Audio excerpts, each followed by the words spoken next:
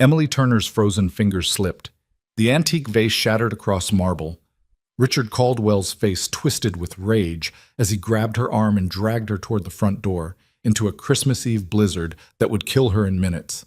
She begged. He threw her outside anyway, left to die in the snow while decorating a mansion for a man she'd never met. A mafia boss named Nicholas Grimaldiero, who was about to come home and discover his favorite maid missing. What happens next will change everything.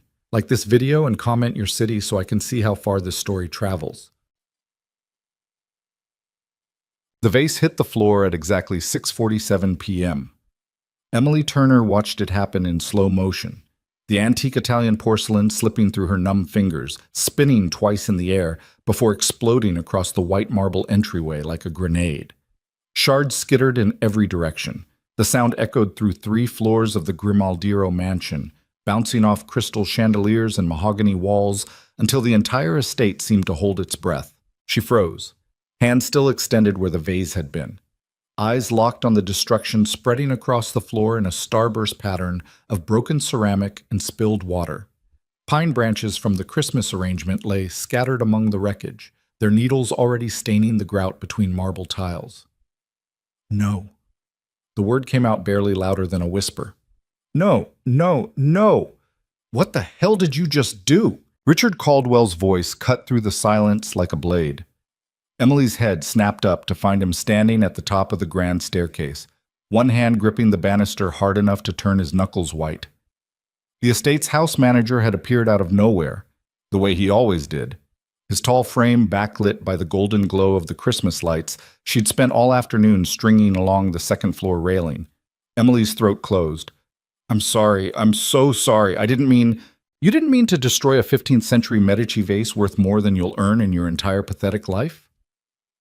Richard descended the stairs slowly, deliberately, each footstep precise and controlled. His perfectly pressed suit didn't have a single wrinkle. His silver hair was combed back without a strand out of place. Everything about him screamed authority and control. You didn't mean to ruin a piece Mr. Grimaldiero acquired at auction in Florence 3 years ago. I'll pay for it. Emily heard how stupid the words sounded even as they left her mouth. I'll work extra hours. I'll pay for it? Richard stopped 3 steps from the bottom, towering over her. You make $11 an hour cleaning toilets and polishing floors. That vase was worth $75,000. The number hit Emily like a physical blow. Her knees went weak. 75,000. She did the math automatically, a habit from the foster homes where every dollar had mattered. That was almost 7,000 hours of work, 3.5 years of her life before taxes. She couldn't breathe. Please. Emily dropped to her knees and started gathering the largest pieces with shaking hands.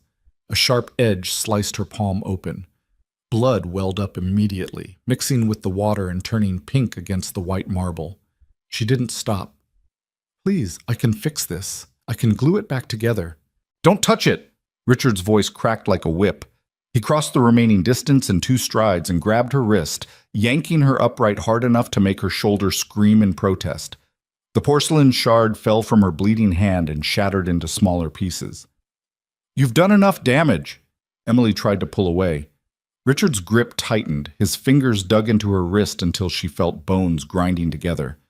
Let go, she whispered. You're hurting me. I'm hurting you? Richard leaned closer. His breath smelled like expensive cologne and mint. Do you have any concept of what you've just cost this household? What you've cost Mr. Grimaldiero? It was an accident. An accident. He released her wrist and stepped back, straightening his already perfect tie. You're a clumsy, careless child who has no business working in an estate of this caliber. I told Mr. Grimaldiero when Maria recommended you that hiring a 19-year-old with no experience was a mistake. I told him you weren't ready for this level of responsibility. The words landed exactly where Richard intended them to. Emily had only been working at the mansion for 4 months, the longest she'd held any job since aging out of the foster system at 18. Maria Santos, the head housekeeper and the closest thing to family Emily had left, had vouched for her personally. Promised Richard and Mr. Grimaldiero that Emily was reliable, hardworking, trustworthy. Now this. Maria will be so disappointed in you, Richard said softly, reading her face. After everything she's done. training you, defending you, convincing Mr. Grimaldiro to overlook your complete lack of qualifications. Emily's vision blurred. She blinked hard, refusing to cry in front of this man. I'll tell Mr. Grimaldiro myself. I'll apologize. I'll take responsibility. Mr. Grimaldiro isn't here. Richard checked his watch. He's in Chicago closing a business deal and won't be back until late tonight, which means this disaster falls under my jurisdiction. He looked at her the way someone might examine a bug they were about to crush. Get your things. You're fired. The floor dropped out from under Emily's world. You can't... She stopped herself. Richard absolutely could fire her. He was the estate manager. He had authority over all household staff. Please, please don't do this. I need this job. I don't have anywhere else to go. You should have thought of that before you destroyed irreplaceable property. I'll sleep in my car. I'll pay you back somehow. Just don't... You don't have a car, Richard said flatly.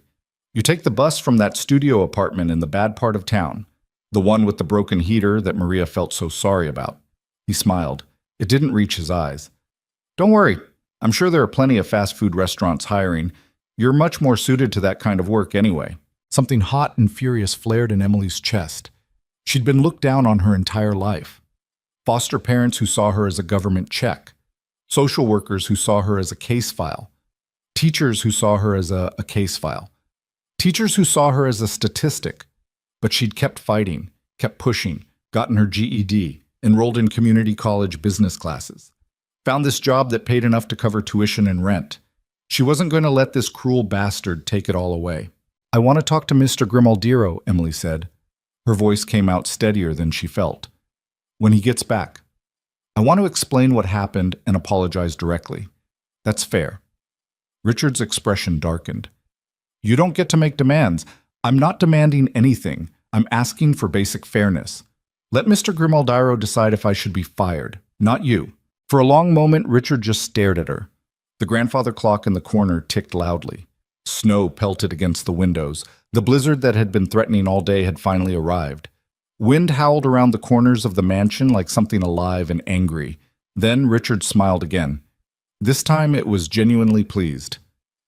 You want to wait for Mr. Grimaldiro? He asked quietly. Fine. Wait outside. Emily's blood went cold. What? You heard me. Richard walked to the ornate coat closet near the front door and pulled out Emily's thin winter jacket, the threadbare thing she'd bought at Goodwill 3 years ago. He tossed it at her feet. Put that on and wait outside until Mr. Grimaldiro returns. Then you can explain yourself to him personally. It's a blizzard out there. Then I suggest you dress warmly. Richard crossed to the front door and opened it. Arctic wind exploded into the entryway, scattering the broken porcelain and making the Christmas lights flicker. Snow swirled across the marble floor. The temperature dropped 20 degrees instantly. Unless you'd prefer to be fired right now and escorted off the property? Emily stared at the open door, at the solid wall of white beyond it. The wind screamed. She couldn't see more than 5 feet into the storm. He couldn't be serious. You're insane, she whispered. I'll freeze to death out there. You'll be fine. Richard checked his watch again. Mr. Grimaldiro should be back in 2 or 3 hours. 4 at most. The covered porch has some protection from the wind. Just stay close to the door. Please, make your choice, Emily. Wait outside for Mr. Grimaldiro, or leave the property immediately and never come back. Emily's hands were shaking so badly she could barely pick up her jacket. This wasn't real. This couldn't be happening. Nobody was this cruel. Nobody would actually force someone outside in a blizzard over a broken vase. But Richard just stood there holding the door open, snow accumulating on his perfect suit, expression completely calm. He was serious. Emily pulled on her jacket with numb fingers. The thin material did almost nothing against the cold already pouring through the doorway. Her work uniform, black pants and a white button-down shirt, wouldn't help either. She wasn't wearing a hat or gloves. Her sneakers had holes in them. Richard, please. One last try. I'm begging you, don't do this. 2 or 3 hours, he repeated. Stay on the porch. Mr. Grimaldiro will see you when he arrives.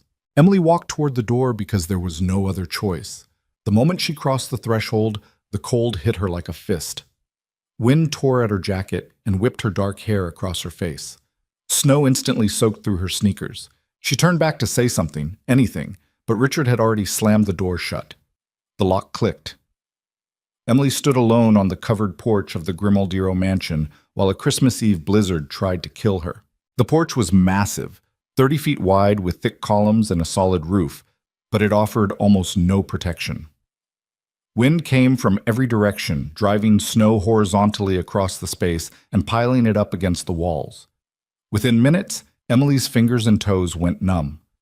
Within 10 minutes, her whole body was shaking violently.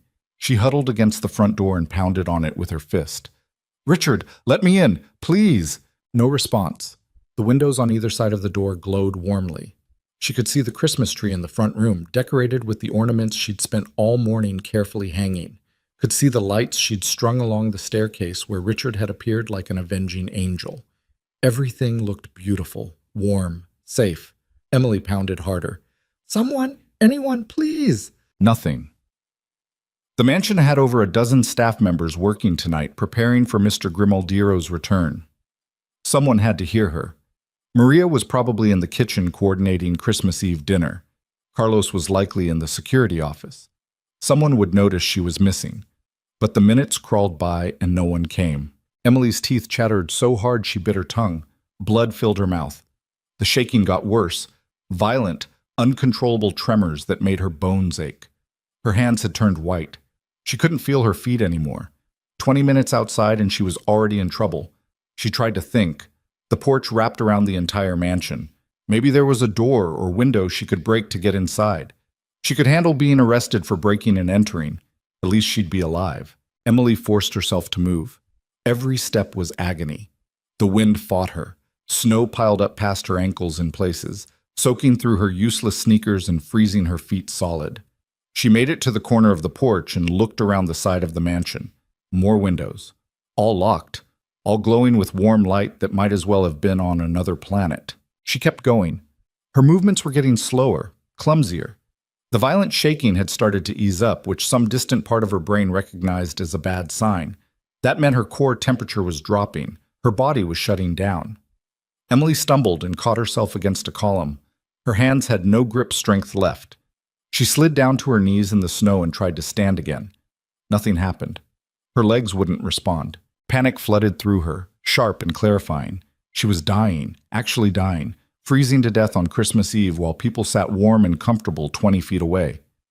"Help!" The word came out slurred. "Please, someone help me!"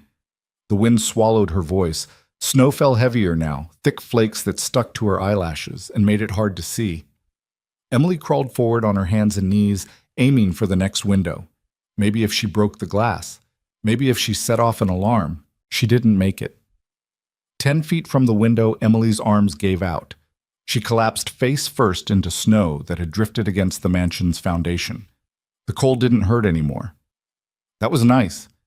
Everything was getting softer, quieter. She needed to get up, had to get up, but her body wouldn't listen. Emily thought about Maria finding her frozen corpse in the morning, the kind older woman who had given her a chance when no one else would, who had taught her how to properly clean silver and organize a linen closet and set a formal dining table, who had invited Emily to her apartment for dinner on Thanksgiving because she knew Emily had nowhere else to go.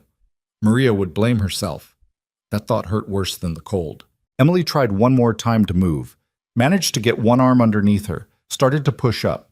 The world spun violently and she collapsed again, this time rolling onto her side. Snow covered her immediately. She couldn't feel most of her body now, couldn't feel her hands or feet or face. This was it. This was how she died. 19 years old, alone, frozen to death because she dropped a vase. The unfairness of it made her want to scream, but she didn't have the energy left. Emily's eyes drifted closed. The wind sounded farther away now, distant, like it was happening to someone else. She never heard the car pull up the long driveway.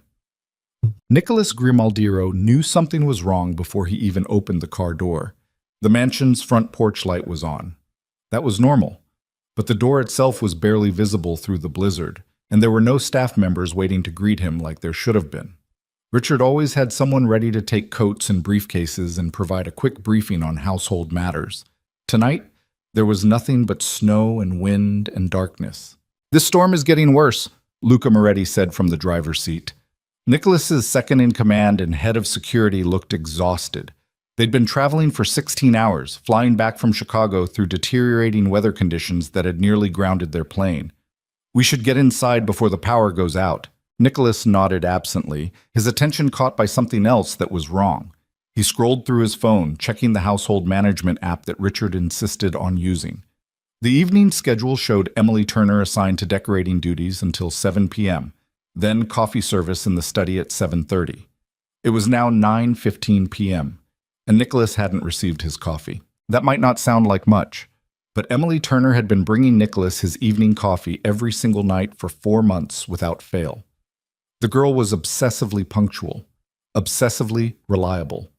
He'd noticed that about her almost immediately, the way she moved through the mansion like she was afraid of taking up too much space, the way she triple-checked every task, the way she never asked for anything. She reminded Nicholas of himself at 19, before he'd become the person people feared.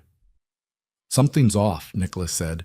He stepped out of the Escalade into knee-deep snow and immediately regretted not changing out of his business suit. The cold hit him like a physical wall. "Where the hell is everyone?" Luca joined him, equally underdressed for a blizzard. "Maybe they didn't expect us back this early. You told Richard we might stay in Chicago another night. I also called him 3 hours ago and said we were coming home." Nicholas pulled out his phone and dialed Richard's number. It went straight to voicemail.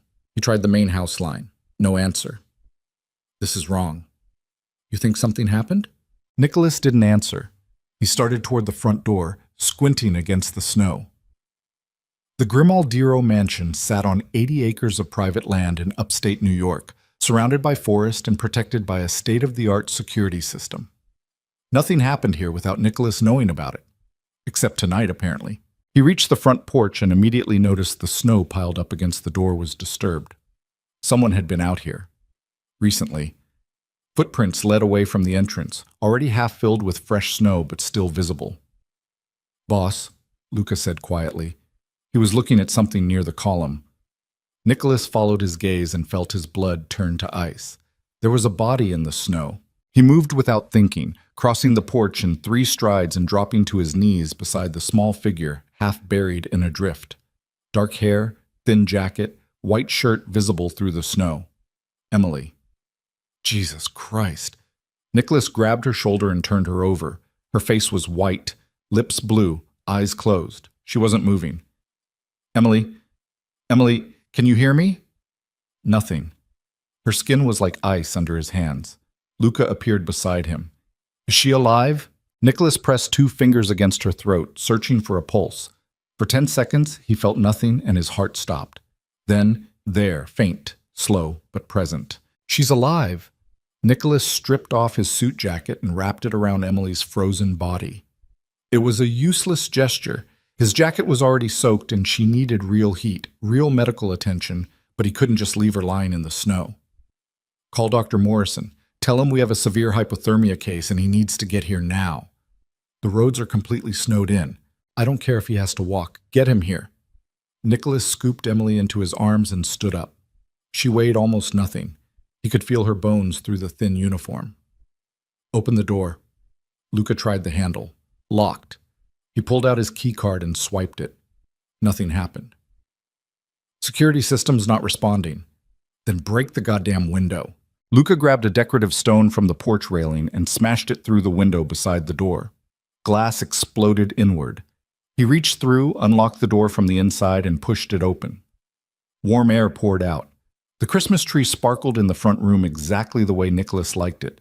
Everything looked perfect and peaceful and normal, except for the girl dying in his arms. Nicholas carried Emily straight through the entryway, his shoes crunching on broken glass and porcelain scattered across the marble floor, and headed for the stairs. "Find Maria and get her to the guest suite next to my room. I need blankets, hot water, dry clothes, everything." "What about Richard?" "Find him too. I want to know what the hell happened here." Nicholas took the stairs 2 at a time. Emily's head lolled against his shoulder. Her breathing was so shallow he could barely feel it. How long had she been outside? An hour? 2? In this temperature, it didn't take long for hypothermia to kill. He kicked open the door to the guest suite, a massive bedroom with its own fireplace and bathroom that he kept available for his most trusted associates, and laid Emily carefully on the bed. Her clothes were soaked through and crusted with ice. Leaving her in them would make things worse. Nicholas hesitated for exactly 2 seconds, then started unbuttoning her shirt with fingers that shook from cold and anger. He got the wet uniform off her, wrapped her in the duvet from the bed, and went to start the fireplace. The logs caught immediately, flames spreading fast and throwing heat into the room. It wasn't enough. Emily needed her core temperature raised from the inside. Nicholas went into the bathroom, started filling the massive tub with lukewarm water, not hot, that would shock her system, and grabbed every towel he could find. When he came back to the bedroom, Maria was rushing through the door with her arms full of blankets. The older woman took one look at Emily and went pale. Dios mío, what happened to her? That's what I want to know. Nicholas helped Maria wrap Emily in dry blankets, layering them carefully. She was outside, on the porch, freezing to death. Outside? Maria's voice cracked. Why would she be outside?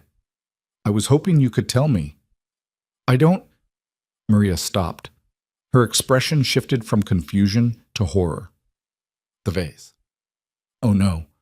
Ricardo said she broke the Medici vase and he sent her home early. He told me she left at 7. Nicholas felt something cold and murderous settle in his chest. He told you she left? See, I was in the kitchen. Ricardo came in and said Emily broke a vase during decorating and was too upset to keep working. He said he called her a car service and sent her home. Maria looked at Emily's unconscious face. He lied to me. Where is he? His quarters, I think. He said he had paperwork. Nicholas was already moving. He left Emily with Maria and headed for the staff wing on the 3rd floor where Richard kept his private rooms. Luca intercepted him in the hallway, phone pressed to his ear. Dr. Morrison says he can't get here for at least 2 hours, Luca reported. Roads are completely impassable. He's walking me through what to do until he arrives. He looked at Nicholas's expression. Where are you going? To have a conversation with Richard. Boss, maybe you should cool down first. I'm perfectly calm. Nicholas was. That was the dangerous part. The fury burning in his chest was cold and controlled and absolutely lethal. He'd built an empire on this kind of anger. Stay with Emily and Maria. Follow the doctor's instructions. If anything happens to her, I want to know immediately. He didn't wait for a response. He climbed the stairs to the 3rd floor and walked straight to Richard's door. Didn't knock. Just turned the handle, unlocked, and pushed it open. Richard Caldwell sat at his antique desk, working on a laptop, a glass of expensive whiskey at his elbow. He looked up when Nicholas entered and had the audacity to smile. Mr. Grimaldiro, I didn't realize you were back. The storm must have delayed. Where's Emily? Nicholas asked quietly. Richard blinked. I'm sorry? Emily Turner, my employee, where is she? I sent her home around 7. There was an incident with a vase during decorating and she was quite upset. I thought it best. You're lying. The smile slipped. Richard stood up, smoothing his suit jacket. I assure you, I would never lie about household matters. I found her on the front porch. Nicholas took a step forward. Richard took a step back. Unconscious, freezing to death, wearing nothing but a uniform and a jacket that wouldn't keep a dog warm. So I'm going to ask you one more time, where did you send Emily Turner? Richard's face went white. For the first time since Nicholas had met the man 5 years ago, the house manager looked genuinely afraid. There must be some mistake. I told her to wait on the porch until you arrived so she could apologize for breaking the vase. It was only supposed to be 30 minutes. You said you'd be back by 7:30. We got delayed by the storm. I called you 3 hours ago to tell you we'd be late. I never received... Richard stopped, looked at his phone lying on the desk. I had it on silent during my conference call with the wine supplier. I must have missed it. So you threw a teenage girl outside in a blizzard and then forgot about her. I didn't throw her anywhere. She chose to wait for you rather than accept termination. Richard was recovering his composure now, straightening up, finding his authority again. And frankly, sir, while I regret that the situation escalated beyond my intentions, Emily Turner destroyed a $75,000 piece of your personal collection. She needed to be held accountable. Nicholas stared at him. Held accountable. Yes. I run this household according to strict standards of excellence that you yourself established. When staff members fail to meet those standards, there are consequences. That's how we maintain the level of service you expect. By murdering them? Don't be dramatic. It was just supposed to scare her, make her understand the severity of her carelessness.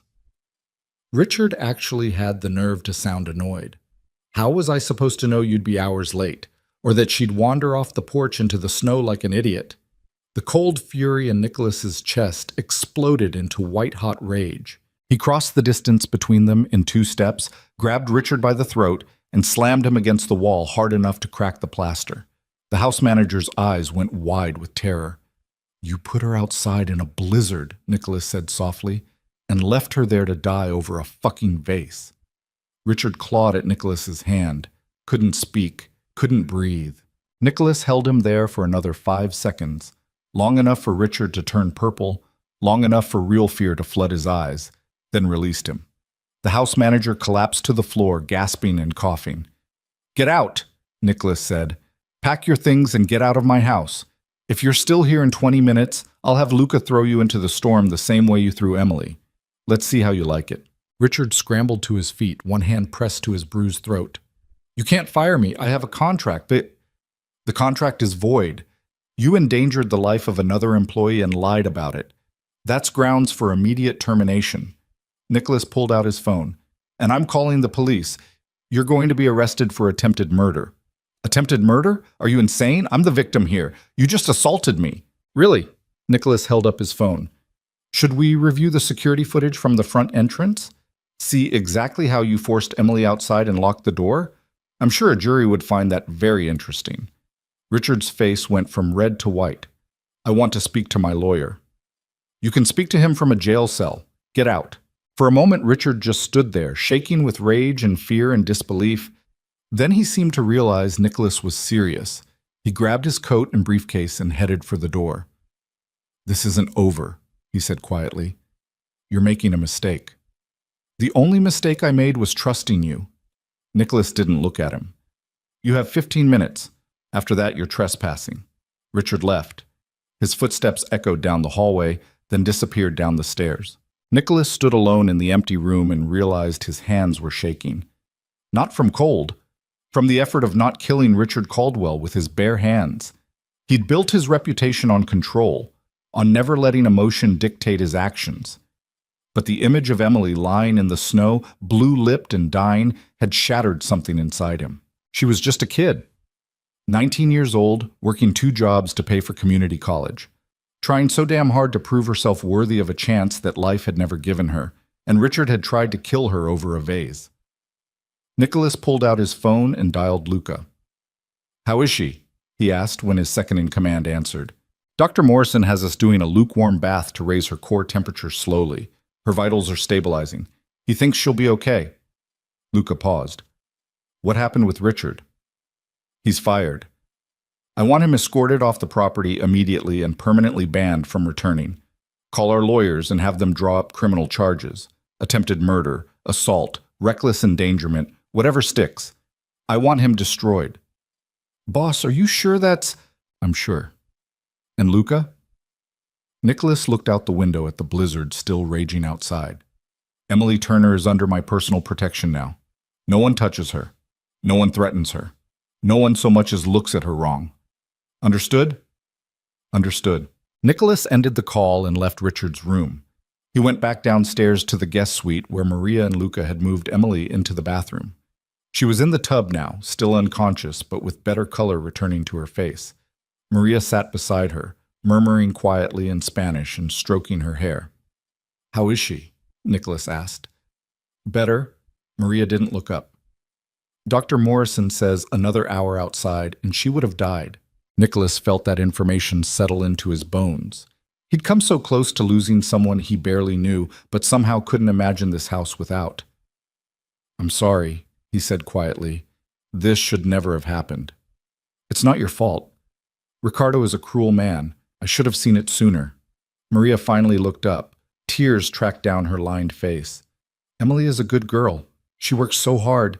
She doesn't deserve this." "No, she doesn't." Nicholas crouched beside the tub. Emily's dark hair floated in the water. Her face was peaceful now, younger than ever. "When she wakes up, tell her she still has a job here.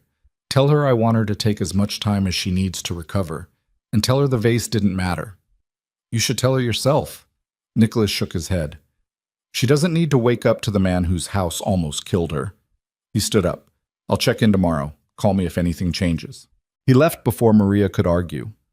Went to his own room and stripped out of his wet clothes and stood under a hot shower until the cold finally left his bones. But he couldn't shake the image of Emily lying in the snow, or the fact that if he'd been 30 minutes later, she would have been dead. That night, while the blizzard raged outside and Emily Turner fought her way back from the edge of death 2 doors away, Nicholas Grimaldiro made a decision that would change both of their lives forever. Richard Caldwell wasn't getting away with this, and Emily Turner was never going to be that vulnerable again. Not while Nicholas was still breathing. Emily woke up drowning. Water surrounded her, hot and suffocating, and panic slammed through her chest before her brain caught up with reality. Not drowning. Bath. She was in a bathtub. The water was warm, safe, but her body didn't believe it. She thrashed upward, gasping, water sloshing everywhere. Strong hands caught her shoulders and held her steady. Easy, mija. Easy. You're safe. Maria's voice, close and soothing. You're inside. You're warm. Nothing's going to hurt you. Emily's vision cleared slowly. She was in a bathroom she didn't recognize, all white marble and gold fixtures and a tub big enough for 3 people. Maria knelt beside it, one hand on Emily's shoulder, her weathered face creased with worry. Behind her stood a tall man in an expensive suit Emily had never seen before.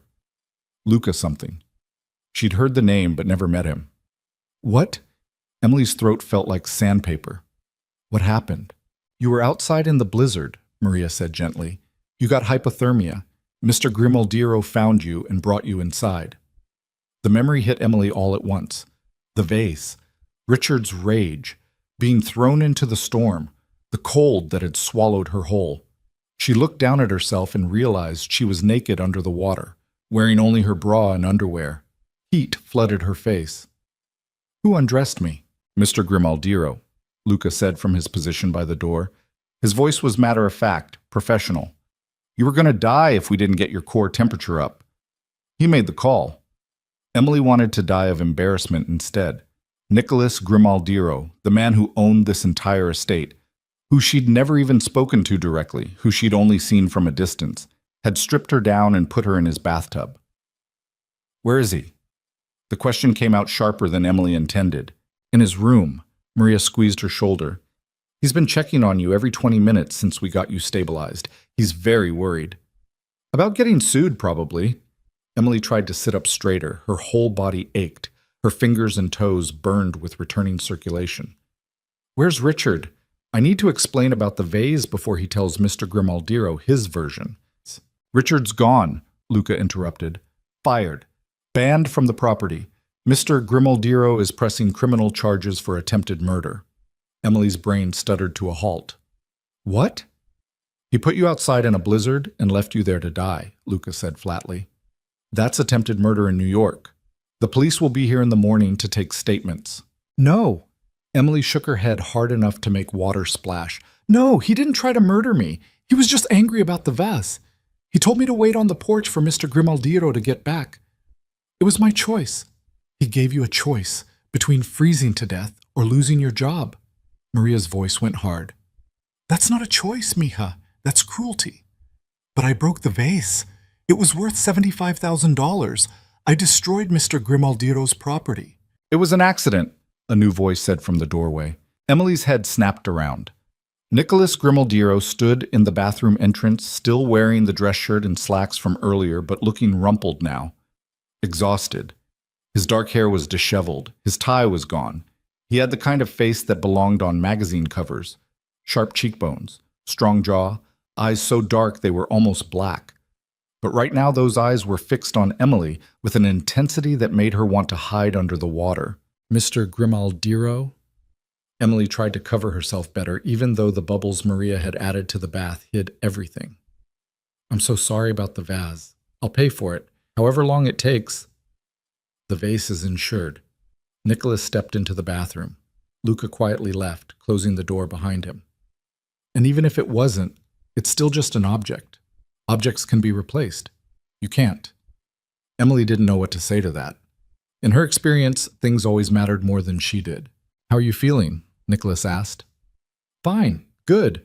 I should get out of your way. Emily started to stand up, then remembered she was mostly naked and dropped back down. Could you turn around?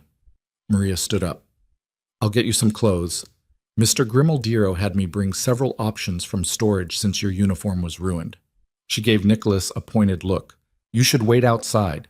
I'll wait in the bedroom. Nicholas didn't move for a moment, still looking at Emily like he was memorizing her face. We need to talk when you're ready. He left. Maria helped Emily out of the tub and wrapped her in the softest towel Emily had ever felt. Her reflection in the mirror was a disaster. Hair plastered to her skull, face pale except for 2 spots of fever-bright color on her cheeks, lips still faintly blue. I look like death, Emily muttered. You almost were death.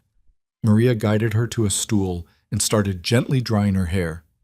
Dios mío, when I saw you in that bed, I thought... Her voice cracked. I thought I'd lost you. Guilt twisted in Emily's stomach. I'm sorry, I didn't mean to scare you. You have nothing to apologize for. Ricardo does. Maria's hands shook slightly as she worked. I should have seen what kind of man he was. I knew he was strict, demanding, but I never thought he was capable of something like this. It wasn't your fault. And it wasn't yours either. Remember that when you talked to Mr. Grimaldiero? Maria pulled a thick robe from the closet, white cotton that was probably worth more than Emily's entire wardrobe. He's a good man, stern sometimes, demanding in his own way, but fair. He won't blame you for the vase. Emily wasn't so sure about that. In her experience, rich people always blamed the help for everything. She put on the robe and found underwear and soft pajamas laid out on the bed in the next room. The guest suite was bigger than her entire apartment. A fire crackled in the fireplace. Through the windows, she could see snow still falling, but lighter now. The blizzard was passing. Nicholas sat in one of the leather chairs by the fire, staring into the flames. He looked up when Emily emerged from the bathroom. Sit, he said, gesturing to the chair across from him. Please. Emily sat. The chair was absurdly comfortable. Her body sank into it like a hug. She pulled the robe tighter and waited for Nicholas to tell her she was fired. Instead, he said, I owe you an apology. Emily blinked. What? Richard Caldwell worked for me. I hired him. I gave him authority over my household staff. What he did to you happened under my roof, under my watch. Nicholas leaned forward, elbows on his knees. I should have seen the kind of man he was. I should have protected you better. I'm sorry. You didn't do anything wrong. I did. Nicholas's voice went hard. I ignored warning signs. Maria told me Richard was too harsh with the younger staff. Luca mentioned he seemed to enjoy intimidating people. I dismissed it as efficiency, as high standards. He shook his head. I was wrong, and you almost died because of it. Emily didn't know what to say. Rich people didn't apologize to her. They didn't take responsibility. They definitely didn't look at her with genuine remorse in their eyes. I'm going to be okay, she finally managed. Thanks to you. Maria said you saved my life. I barely made it in time. Something dark crossed Nicholas's face. Another 30 minutes, and Dr. Morrison says you would have been gone. The silence stretched. The fire popped. Outside, wind rattled the windows. I still have a job, right? Emily asked quietly. Maria said you told her I do, but I need to hear it from you, because I really, really need this job. You have a job. Nicholas said it like a promise. With a raise. And you're moving into staff quarters here at the mansion instead of commuting from town. That apartment you're renting has a broken heater and it's winter. You'll freeze. I can't afford to live here. Room and board are included. Standard for residential staff. Nicholas pulled out his phone and made a note. You'll have your own suite on the second floor, private bathroom, full kitchen access. Maria will help you move your things once the road's clear. Emily's throat went tight. Why are you being so nice to me? Nicholas looked up from his phone. For a long moment, he just studied her, and Emily had the uncomfortable feeling he could see straight through her, see every insecurity, every fear, every desperate, clawing need to prove she was worth something. Because you deserve it, he finally said, and because I don't want you to ever feel like you did tonight.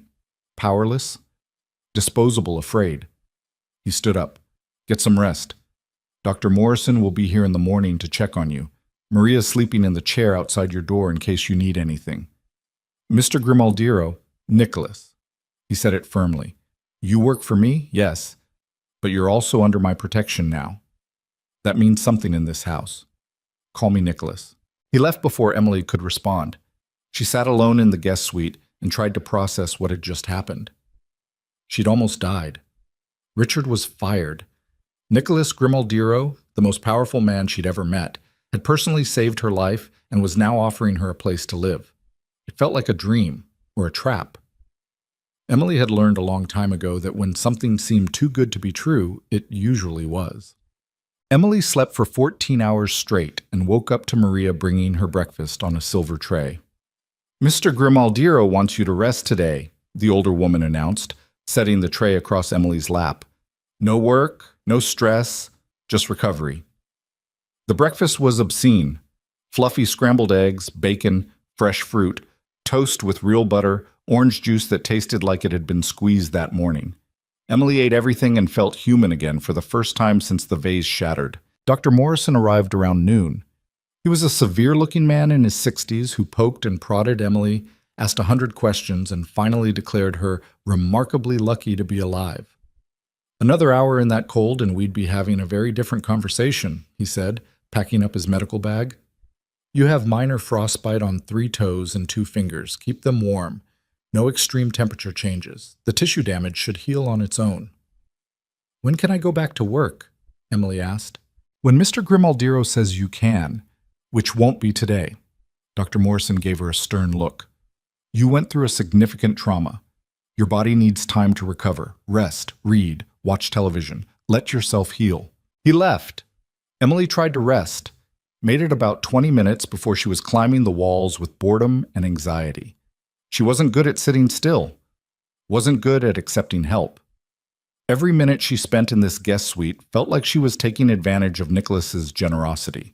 So she got dressed in the clothes Maria had left, soft leggings and an oversized sweater that was definitely too expensive for her, and ventured out into the hallway. The mansion was quiet. Most of the staff were working in other wings. Emily made her way downstairs, intending to find Maria and convince her she was fine to help with something light. Instead, she found Nicholas in the study. The door was open. He sat behind a massive desk covered in papers and laptop computers, phone pressed to his ear, speaking rapid Italian to someone who sounded angry. He looked up when Emily appeared in the doorway and held up one finger. Wait. Emily waited. She studied the room while Nicholas finished his call. Floor-to-ceiling bookshelves, a fireplace big enough to roast a pig, windows overlooking the snow-covered grounds. The whole space screamed old money and power. That was my lawyer, Nicholas said, ending the call. Richard's attorney is threatening to countersue for wrongful termination and assault. Emily's stomach dropped. Because you grabbed him? Because I grabbed him. Nicholas didn't look concerned.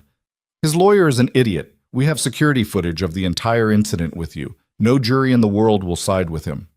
What if they do? What if he wins and comes back here? He won't.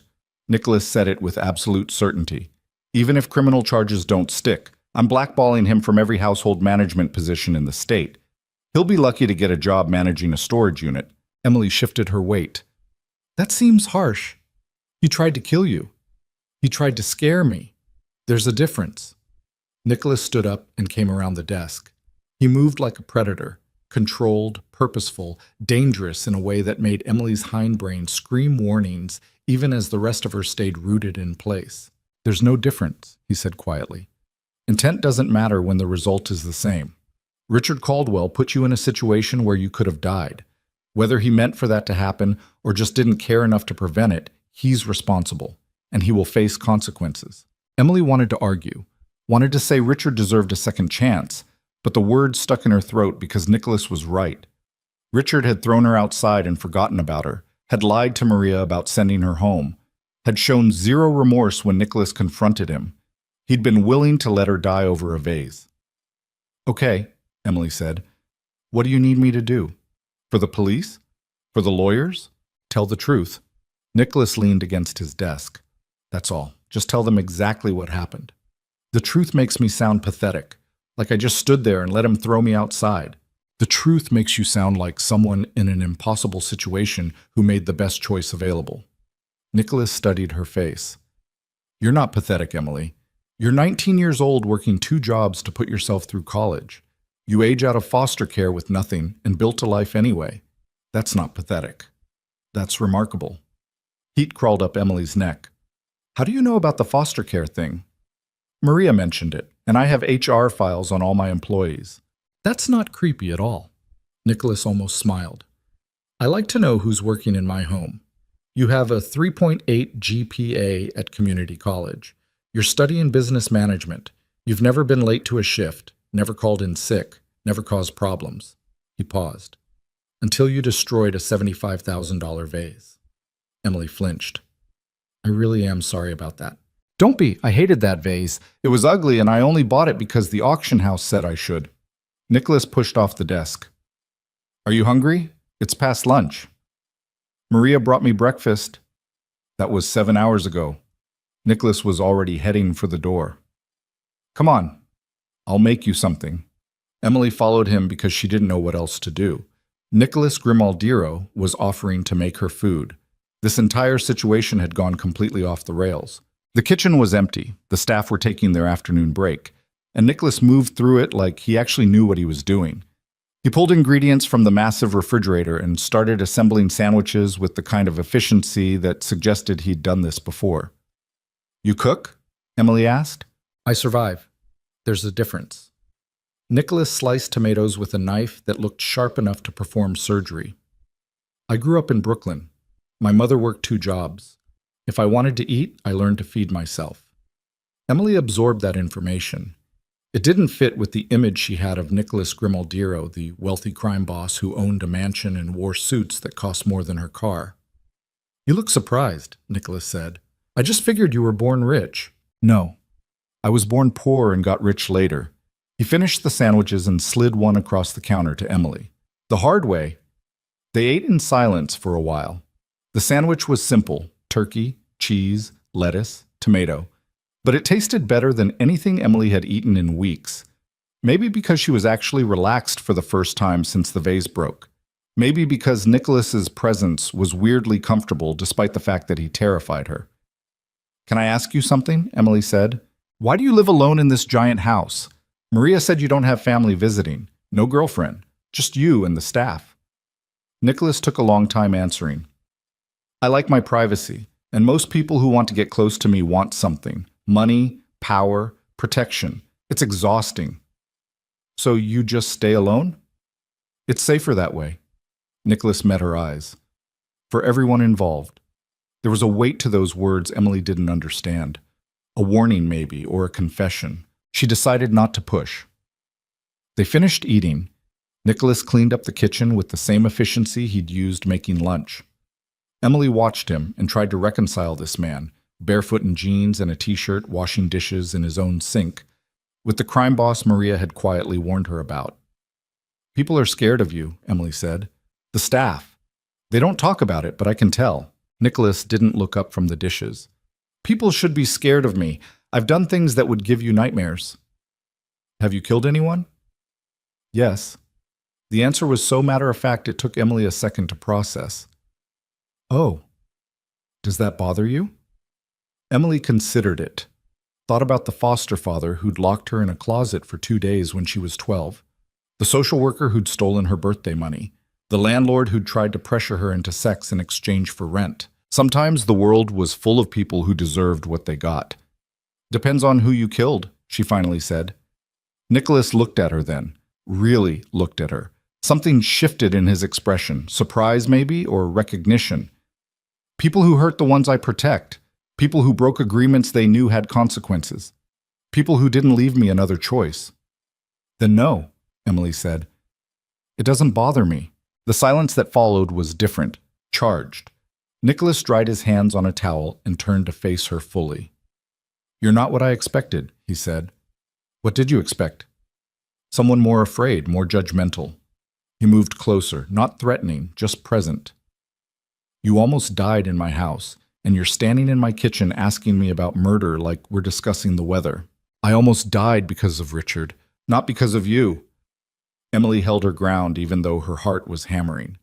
And I've met plenty of dangerous men who never killed anyone.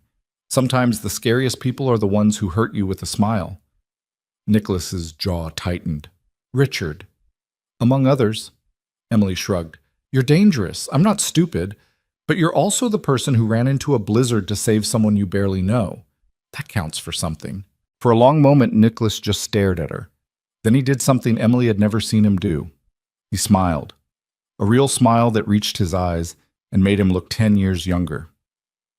You're going to be trouble, he said. I can tell. I broke a $75,000 vase on my first week decorating. I'm already trouble. Nicholas laughed. An actual laugh that echoed through the kitchen and made something warm bloom in Emily's chest. Then his phone rang. The moment shattered. Nicholas checked the screen and his expression went cold and hard again. I have to take this.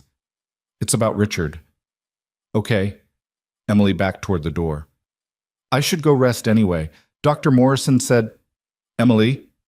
Nicholas stopped her with just her name. Thank you for being honest with me. Most people lie to my face because they're afraid of what I'll do if they don't. I'm too tired to lie, Emily admitted. And you saved my life. Least I can do is be straight with you. She left before Nicholas could respond, made her way back upstairs to the guest suite where Maria was waiting with clean clothes and a knowing look. You went to see him, the older woman said. We talked. That's all. Mija, be careful. Mr. Grimaldiero is a good man, but he's also a complicated man. His world is dangerous. I know. Do you? Maria's expression went serious. Men like him, they don't have normal relationships. Everyone close to them becomes a target, a weakness other people try to exploit. Emily thought about that. Are you a target? I'm old and I've been with him for 10 years. People know hurting me would start a war. Maria touched Emily's cheek gently. But you're young, pretty, new. If Mr. Grimaldiero starts to care about you, really care, there are people who will notice, people who will use that against him. He doesn't care about me. He just feels guilty about what happened with Richard. Maria gave her a look that said she didn't believe that for a second. Just be careful. That's all I'm saying. She left. Emily spent the rest of the afternoon trying to read a book from the suite's bookshelf and failing to focus on the words. Her mind kept drifting to Nicholas, to the way he'd smiled in the kitchen, to the warmth in his voice when he thanked her for being honest. Maria was right. This was dangerous territory. But for the first time in her life, Emily didn't want to be careful. She wanted to see where this led. 3 days after Christmas, the police came to take Emily's statement. 2 detectives, a man and a woman, both looking exhausted and skeptical, sat across from her in Nicholas's study while she recounted everything that happened the night of the vase. Nicholas sat beside her. Luca stood by the door. Maria hovered nearby with tea. No one was drinking. The female detective Rodriguez asked most of the questions. And Mr. Caldwell explicitly told you to wait outside? In the middle of a blizzard? Yes. Emily's hands were shaking. She clasped them in her lap. He said Mr. Grimaldiero would be back in 2 or 3 hours and I could explain myself about the vase. He said if I didn't want to wait outside, I could be fired immediately and escorted off the property. That's coercion, Rodriguez said, making notes. He gave you an impossible choice. I chose to wait. Because you were afraid of losing your job. Yes. The male detective Chen leaned forward. Did Mr. Caldwell ever physically harm you before that night? No, he just intimidated people. Made you feel small, like you were always one mistake away from being fired. And Mr. Grimaldiero? Chen glanced at Nicholas. Did he know about Mr. Caldwell's management style? I was aware Richard could be demanding, Nicholas said before Emily could answer. I was not aware he was abusive. If I had known, he would have been terminated immediately. Chen wrote that down. You assaulted Mr. Caldwell when you confronted him about the incident. I grabbed him by the throat and pushed him against a wall. Then I released him and told him to leave my property. That's hardly assault. Mr. Caldwell has photographs of bruising. Then he should have thought about that before he tried to murder my employee. Nicholas's voice went cold. Are we filing charges against Richard Caldwell, or are you here to arrest me? Rodriguez held up a hand. No one's arresting anyone right now. We're gathering information. Mr. Caldwell's attorney is claiming this was a misunderstanding that escalated due to weather conditions beyond anyone's control. Emily's stomach turned. That's not what happened. We know. We've reviewed the security footage from the front entrance. Rodriguez's expression softened slightly. It's pretty clear Mr. Caldwell forced you outside and locked the door. The question is whether he intended to cause serious harm or was just being recklessly negligent. Does it matter? Emily asked. Either way, I almost died. For prosecution purposes, yes, intent matters. Attempted murder requires proof he wanted you dead. Reckless endangerment just requires proof he created a dangerous situation without caring about the consequences. He wanted to punish her, Nicholas said quietly, to teach her a lesson about respecting expensive property. He didn't think about whether she'd survive the experience because her life didn't matter to him as much as his authority. Rodriguez nodded slowly. That's consistent with what we're seeing. We'll be recommending charges for reckless endangerment, assault, and unlawful imprisonment. The DA will make the final call. Assault? Emily asked, grabbing your wrist hard enough to leave bruises. You mentioned that in your initial statement to the responding officers. Emily had forgotten about that. Her wrist had been bruised for days after. The detectives asked more questions, wanted to know about other staff members who might have witnessed Richard's behavior, asked about the vase and whether Emily had been properly trained on handling antiques, wanted a timeline of exactly when she went outside and when Nicholas found her. By the end, Emily's head was pounding. Rodriguez stood up and handed Emily a business card. If you remember anything else, call me. And if Mr. Caldwell or his attorney try to contact you, don't engage. Let us know immediately. He won't contact her, Nicholas said. It wasn't a threat. It was a fact. The detectives left. Luca escorted them out. Emily sagged in her chair and pressed her hands against her eyes. That was awful, she muttered. It's over now. Nicholas's voice was gentle. You did well. I feel like I'm sending someone to prison. You're holding someone accountable for nearly killing you. That's different. Emily lowered her hands. Nicholas was watching her with that intense focus he had, like she was the only thing in the room that mattered. What if they don't press charges? She asked. What if his lawyer gets him off? Then I'll handle it another way. The words hung in the air. Emily knew what he meant, knew exactly what Nicholas Grimaldiro was capable of doing to people who crossed him. Don't, she said. Please. If the legal system doesn't work, just let it go. Don't do something you'll regret because of me. I won't regret it. I will. Emily stood up. I don't want you to become the kind of person who murders someone over me. I'm not worth that. Nicholas stood too, crossed the distance between them in 2 strides and caught her shoulders gently. You are worth that. You're worth more than that. And I need you to understand something, Emily. The kind of person who would murder someone over you? I already am that person. I was that person long before I met you. But I'm choosing not to because you asked me not to. That's the only reason. Emily's breath caught. This close, she could see the gold flecks in Nicholas's dark eyes, could smell his cologne, something expensive and subtle, could feel the heat radiating off his body. You scare me, she whispered. I know. Nicholas's hands tightened slightly on her shoulders. But you don't run. Why? Because you also saved my life. Because you're letting me live in your house and giving me a raise and treating me like I matter. Because... She stopped herself. Because what? Because when you look at me, I don't feel invisible anymore. Nicholas made a sound low in his throat, something between a growl and a sigh. His hand slid from her shoulders to her face, cupping her jaw with a gentleness that contradicted everything she knew about him. You were never invisible, he said. I noticed you the first day you started working here. I noticed how hard you worked, how you never complained, how you made Maria smile more than she had in years. His thumb brushed across her cheekbone. I noticed everything about you, Emily Turner, and that terrifies me more than anything else in my life. Emily's heart was hammering so hard she was sure he could feel it. Why? Because people I care about become targets. Because my enemies will use you against me if they realize you matter.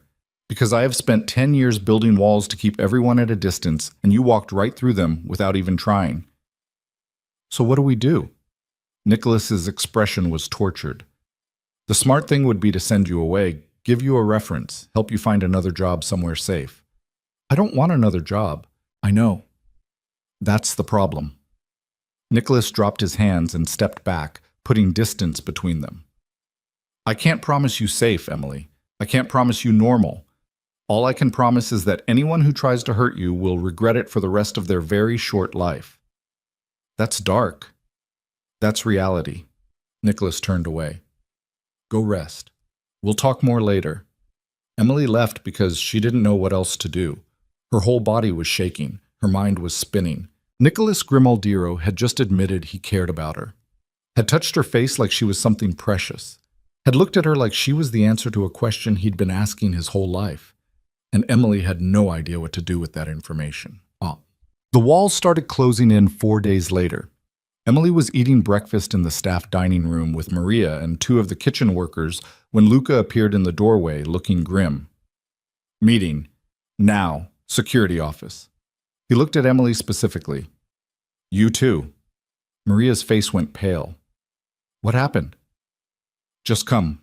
They followed Luca through the mansion to the security office on the first floor, a room Emily had never been allowed into before. It was full of monitors showing every corner of the estate. Nicholas stood in the center, studying one screen with an expression like murder. Lock it down, he said without looking up. Full perimeter, no one in or out without my explicit permission. Boss, what's going on? Luca asked. Nicholas finally turned around. His eyes found Emily immediately. Richard Caldwell escaped police custody 3 hours ago during a transport to county jail. He's in the wind. Emily's blood turned to ice. Escaped? Overpowered a guard, stole his weapon, disappeared into the city. Nicholas's jaw was tight. The police think he's running, getting as far from New York as possible before they catch him. And you don't think that, Luca said. No, I think he's coming here. Nicholas pointed at the screen. 2 hours ago, someone tried to access our security system remotely. They failed because we upgraded the encryption last month.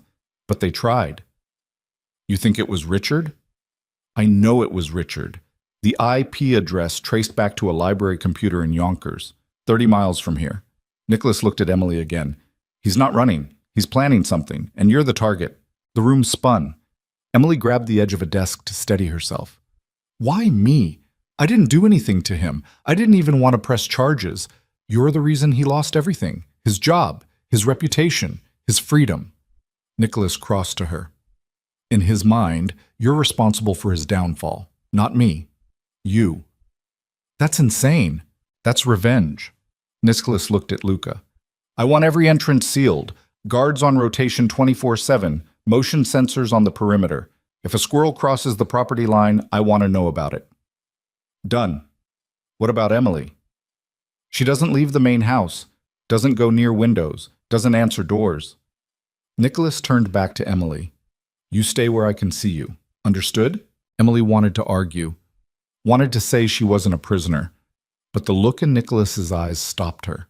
He was terrified, not for himself, for her. Okay, she whispered. I'll stay inside. Good. Nicholas started giving orders to Luca, technical security things Emily didn't understand. Maria pulled Emily aside. This is bad, mija, the older woman said quietly. Ricardo is not a stable man. If he's fixated on you, I know. Emily's hands were shaking again. What do I do? You trust Mr. Grimaldiro to protect you, and you don't take any chances. Maria squeezed her shoulders. This will pass. The police will find Ricardo. Everything will go back to normal. But Emily didn't believe that. Nothing was ever going back to normal. The mansion became a fortress overnight. New locks appeared on every door. Cameras multiplied in the hallways. Men Emily had never seen before took up positions around the property, serious men in dark suits with weapons barely concealed under their jackets. Nicholas's people. Not staff. Soldiers. Emily tried to keep working, tried to maintain some sense of routine, but it was impossible to focus when armed guards followed her everywhere, and Nicholas himself showed up outside whatever room she was in every 30 minutes, like he was checking to make sure she still existed. On the 3rd day of lockdown, Emily finally snapped. She found Nicholas in his study and closed the door behind her. We need to talk, she said. Nicholas looked up from his laptop. About? About this. Emily gestured at the closed door. About the guards. About you checking on me every 5 seconds like I'm going to disappear. About the fact that I haven't been outside in 3 days and I'm starting to lose my mind. Richard is still out there. Richard is probably in Canada by now, or Mexico, or anywhere except here. Emily knew she was being irrational, but couldn't stop. The police said most escaped prisoners run as far and fast as they can. He's not stupid enough to come back here where you have an army waiting for him. You don't know what he's capable of. Neither do you. You're assuming the worst and turning this place into a prison because you're scared. Emily stopped herself. You're scared of losing me. Nicholas stood up slowly. Yes, I am. The admission hung between them. Why? Emily asked. I'm nobody. I'm just a maid who worked here for 4 months. Why do you care this much? Because you matter to me. Nicholas came around the desk. Because somewhere between you breaking that vase and you calling me out for being scared, you became the most important person in my life. And I don't know how to handle that. Emily's throat went tight. That's crazy. You barely know me. I know you better than you think. Nicholas stopped a foot away, close enough to touch, but not touching. I know you're terrified of being abandoned because everyone in your life has left you. I know you work yourself to exhaustion because you're afraid if you stop, you'll realize you're alone. I know you don't believe you deserve good things because the world has spent 19 years teaching you that you don't. Tears burned in Emily's eyes. Stop. I know you're brave and stubborn and smart and so goddamn beautiful it hurts to look at you sometimes. Nicholas's voice dropped. And I know that if Richard Caldwell gets anywhere near you, I will burn down the entire world to make sure he regrets it. You can't. I can. I will. Nicholas closed the remaining distance and framed her face with his hands. I told you I was dangerous, Emily. I told you people I care about become targets. This is what I meant. This is the life you're choosing if you stay here, if you stay with me. I'm not choosing anything, Emily whispered. I'm just trying to survive. Then survive with me. Let me protect you. Let me keep you safe. And what happens when Richard is caught? What happens when the danger passes? I don't know. Nicholas's thumbs traced patterns on her cheekbones. But I know I don't want you to leave. I know I wake up every morning hoping you'll bring me coffee. I know I look for you in every room I walk into. I know that for the first time in 10 years, this house feels like a home instead of a tomb. And that's because of you. Emily's defenses crumbled. She'd spent her whole life building walls to keep people out, to protect herself from getting hurt when they inevitably left. But Nicholas was right. She'd walked through his walls without trying, and he'd done the same to hers. This is a bad idea, she said. Terrible idea. We're going to regret this. Probably. Nicholas leaned closer. Do you want me to stop? Emily looked at his mouth, at the question in his eyes, at the vulnerability he was showing her despite the fact that it terrified him as much as it terrified her. No, she breathed. I really don't. Nicholas kissed her. It wasn't gentle. It was desperate and fierce and full of all the fear and need they'd both been holding back. Emily's hands fisted in his shirt. Nicholas's arms came around her waist and pulled her flush against him. The kiss deepened. Emily made a sound she'd never made before, something between a gasp and a moan. Then gunfire shattered the windows behind them. Glass exploded inward. Nicholas grabbed Emily and threw them both to the floor as bullets ripped through the study. The desk splintered. Books exploded off shelves. The lights went out. Emily couldn't breathe, couldn't think. Nicholas covered her body with his and shouted something she couldn't hear over the ringing in her ears. More gunfire, shouting, running footsteps. The attack lasted maybe 30 seconds, maybe forever. Emily couldn't tell. When silence finally fell, Nicholas lifted his head and looked at her. Blood ran down his face from a cut above his eyebrow. Are you hurt? He demanded. Emily shook her head, couldn't speak. Luca burst through the door, weapon drawn. Boss, they're retreating. 3 vehicles, we got one of them. Lock it down, now. Nicholas pulled Emily to her feet and checked her over with hands that shook. You're sure you're not hit? I'm sure. Emily's voice sounded far away. What just happened? Nicholas's expression turned murderous.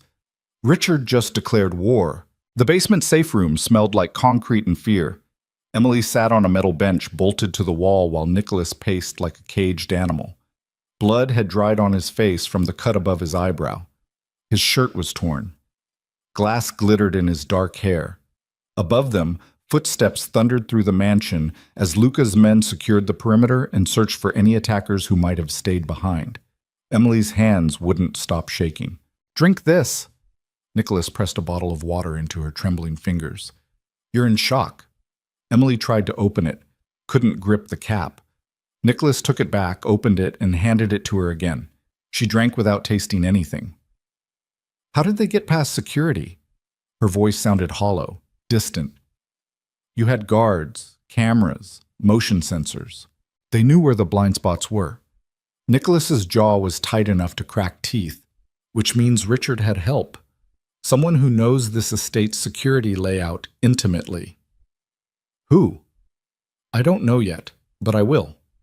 Nicholas crouched in front of her so they were eye level. "Emily, look at me." She did. His dark eyes were furious but also terrified in a way she'd never seen before. "I need you to understand what just happened," he said carefully. "That wasn't a warning. That wasn't meant to scare us.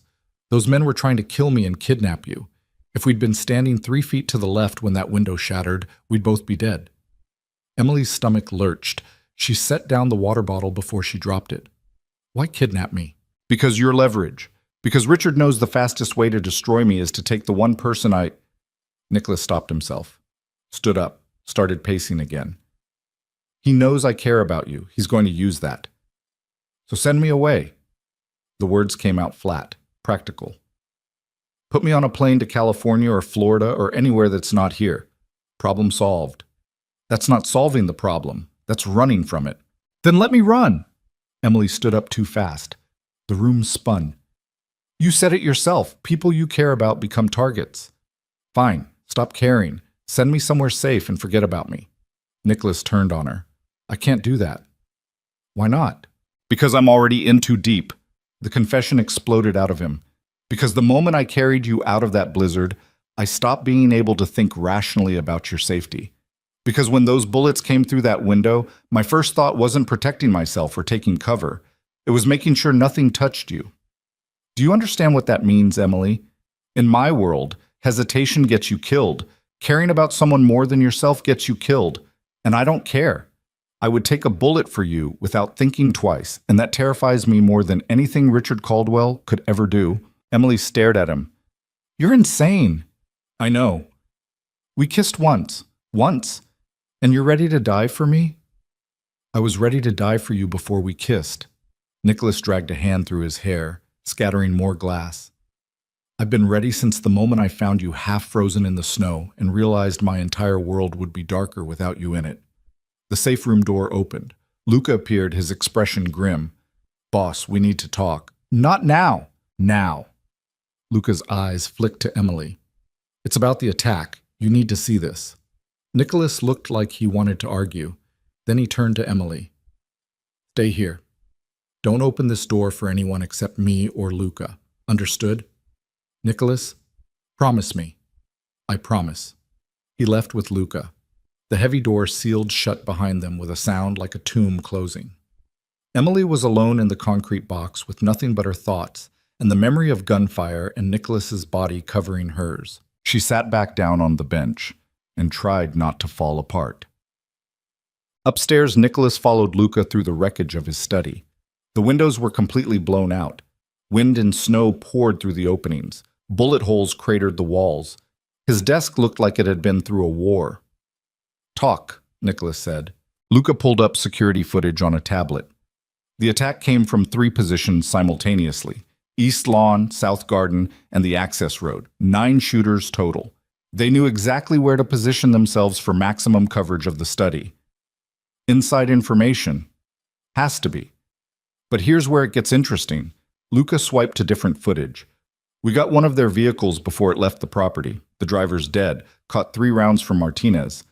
But we ID'd him." He held up a photo. Nicholas studied the face. Young, maybe 25, tattoos on his neck. He didn't recognize him. "Who is he?"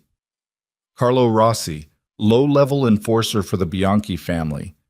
Nicholas's blood went cold. Bianchi. Alessandro Bianchi ran one of the 5 major crime families in New York. His territory was mostly in Queens and parts of Brooklyn. He and Nicholas had an understanding.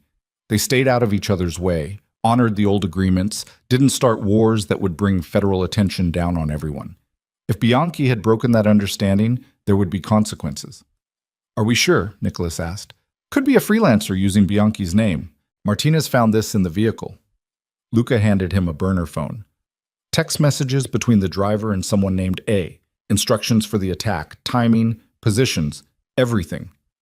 Nicholas scrolled through the messages. They were careful. No names, no specifics. But the last one made his stomach drop. "The girl is the priority.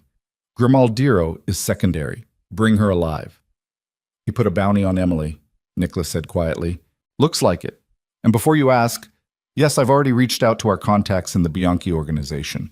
No one's talking. They've either been told to shut up or they genuinely don't know what Alessandro is planning." Nicholas handed back the phone. His mind was already running through options. Alessandro Bianchi wasn't stupid. He wouldn't authorize an attack on Nicholas's home without serious motivation, which meant someone had offered him something valuable enough to risk a war.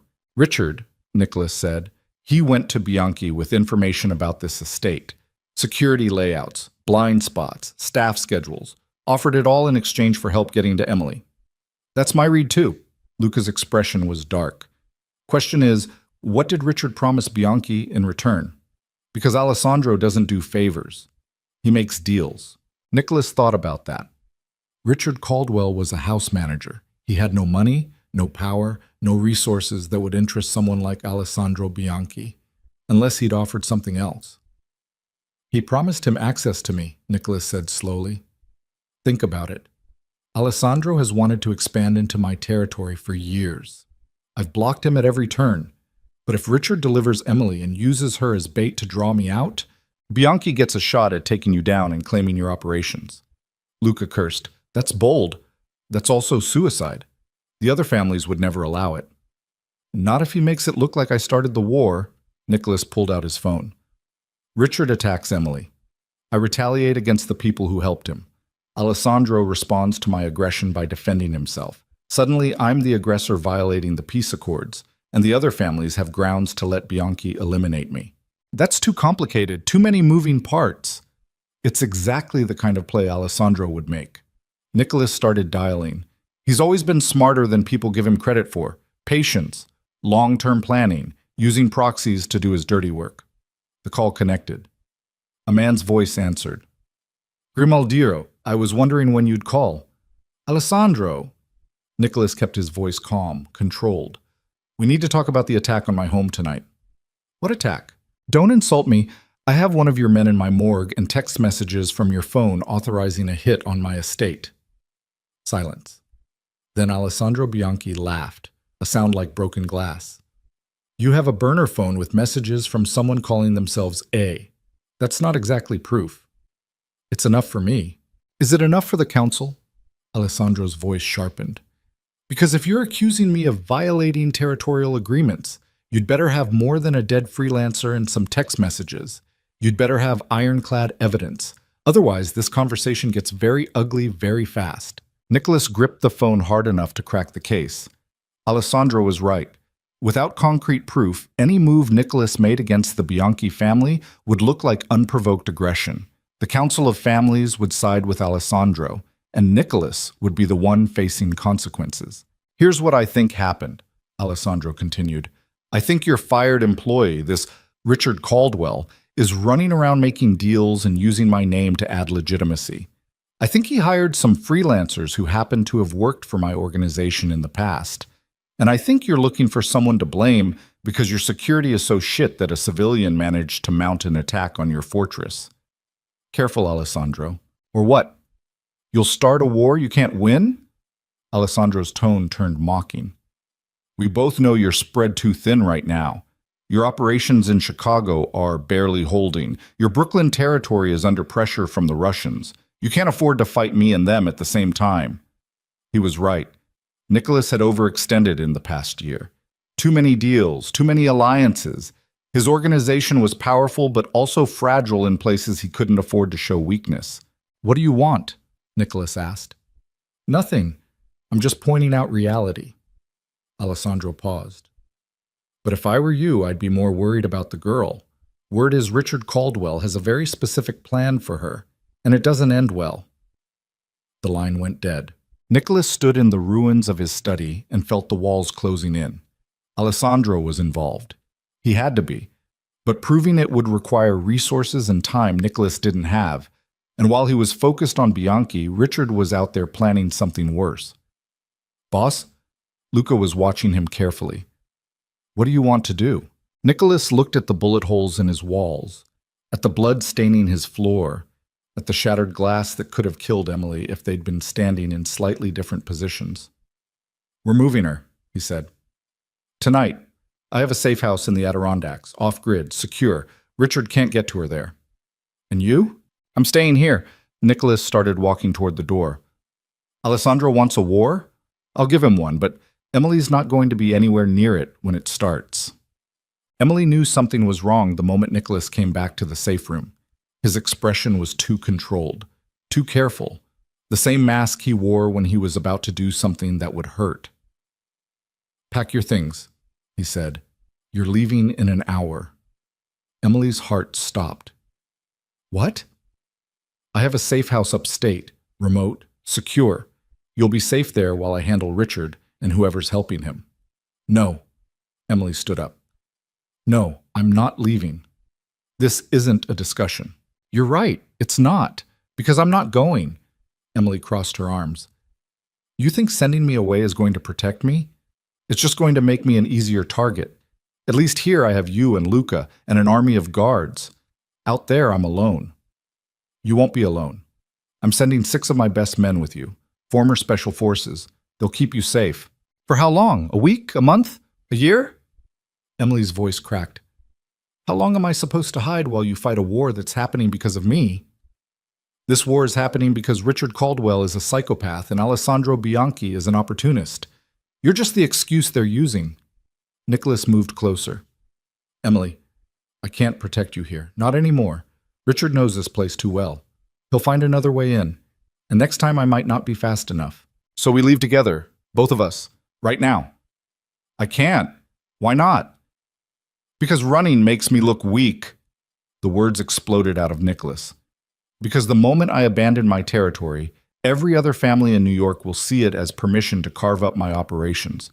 Because I've spent 10 years building something that matters, and I will not let Richard Caldwell and Alessandro Bianchi take it from me." Emily flinched. "So your empire matters more than I do?" "That's not what I said." "It's exactly what you said." Emily felt tears burning but refused to let them fall. "You just told me you'd take a bullet for me, but you won't leave this house because it might make you look weak." "Which one is it, Nicholas? Do I matter or don't I?" "You know you matter. Then prove it. Come with me, right now. We disappear together and let Richard and Alessandro fight over an empty mansion." Nicholas looked at her like she'd suggested he cut off his own arm. "I can't do that." "You mean you won't?" "Emily, no, I get it."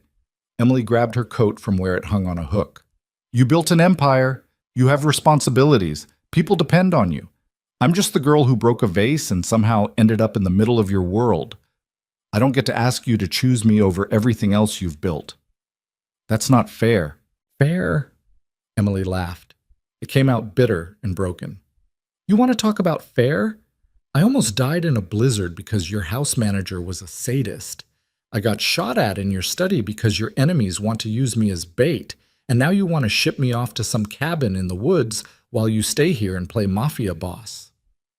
"None of this is fair, Nicholas, but at least have the guts to admit you're choosing your reputation over my safety." The words landed like physical blows. Nicholas's face went white, then red, then cold and hard in a way Emily had never seen before. "Get your things," he said quietly. "You leave in 45 minutes. He walked out without looking back. Emily stood alone in the safe room and tried to breathe through the pain crushing her chest. She'd pushed too hard, said things she couldn't take back. But the truth was worse than the anger. Nicholas was sending her away, and she was going to let him. But The SUV was waiting in the underground garage when Emily came upstairs with a small bag of clothes Maria had helped her pack. 6 men in tactical gear stood around the vehicle. Nicholas's soldiers, faces hard and professional. Luca was giving them final instructions. Maria hugged Emily so tight her ribs ached. "You come back to me. You understand? You stay safe, and you come back." "I will." Emily's throat was too tight to say more. Nicholas appeared from the stairwell. He'd changed into clean clothes and washed the blood off his face. The cut above his eyebrow had been butterfly bandaged. He looked composed, controlled, nothing like the man who'd kissed her in the study before the world exploded. "The drive is 6 hours," he said. Not to Emily, to the head security guard. "You stop for nothing. If anyone follows you, you call me immediately and go to ground at the backup location. Clear?" "Clear, boss." Nicholas finally looked at Emily. His expression was unreadable. "There's a satellite phone at the safe house, encrypted line. You can call me any time." Emily nodded, didn't trust herself to speak. "I'll come get you as soon as it's safe." Nicholas's jaw tightened. "I promise." "Don't make promises you can't keep." The words came out colder than Emily intended. Something flickered in Nicholas's eyes, hurt, maybe, or regret, but it disappeared before she could identify it. He stepped back, gestured to the vehicle. "You should go. Weather's getting worse." Emily climbed into the back seat. One guard got in beside her. Another took the driver's seat. The rest loaded into a second vehicle behind them. Through the tinted window, Emily watched Nicholas standing in the garage with Luca and Maria. He didn't wave, didn't move, just watched her leave with an expression carved from stone. The SUV pulled out of the garage and into the night. Emily made it exactly 3 miles before she started crying. The safe house was everything Nicholas had promised. Remote, secure, completely isolated. It sat at the end of an unmarked road 30 miles from the nearest town, surrounded by forest and mountains and nothing else. The building itself was more fortress than house. Reinforced walls, bulletproof windows, a generator for power, and enough supplies to survive a siege for months. Emily hated it on sight. The guards did a full sweep of the perimeter and interior before declaring it safe. Then they established a rotation, 2 on patrol outside, 2 monitoring security feeds inside, 2 resting. Emily got the master bedroom on the 2nd floor. It had a bed, a bathroom, and a window that looked out at endless trees. She sat on the bed and stared at the satellite phone Nicholas had sent with her. She should call him, tell him she arrived safely, maybe apologize for what she'd said in the safe room. Instead, she threw the phone across the room and buried her face in her hands. 3 days ago, she'd been kissing Nicholas in his study, feeling safe for the first time in her life, believing maybe she'd finally found somewhere she belonged. Now she was alone in a cabin in the woods while the man she'd stupidly fallen for prepared to go to war. A knock on the door interrupted her spiral. One of the guards, Martinez, she thought his name was, stood in the hallway. "You should eat something," he said. "We've got MREs and some canned food. Not great, but it'll keep you going." "I'm not hungry." "Eat anyway. Boss's orders." Emily wanted to tell Martinez what he could do with the boss's orders, but the guard looked exhausted and she didn't have the energy to fight. She followed him downstairs to the kitchen where someone had laid out military rations and bottled water. Emily forced herself to eat something that tasted like cardboard and regret. The other guards moved through the house like ghosts, efficient, professional, completely uninterested in making conversation. Emily went back upstairs after dinner and tried to sleep. Couldn't. Her mind kept replaying the attack. The sound of glass shattering, Nicholas covering her body with his, the fear in his eyes when he'd told her she had to leave. Around midnight, the satellite phone rang. Emily stared at it for 3 rings before answering. "Hello?" "It's me." Nicholas's voice sounded far away, tired. "Did you make it safely?"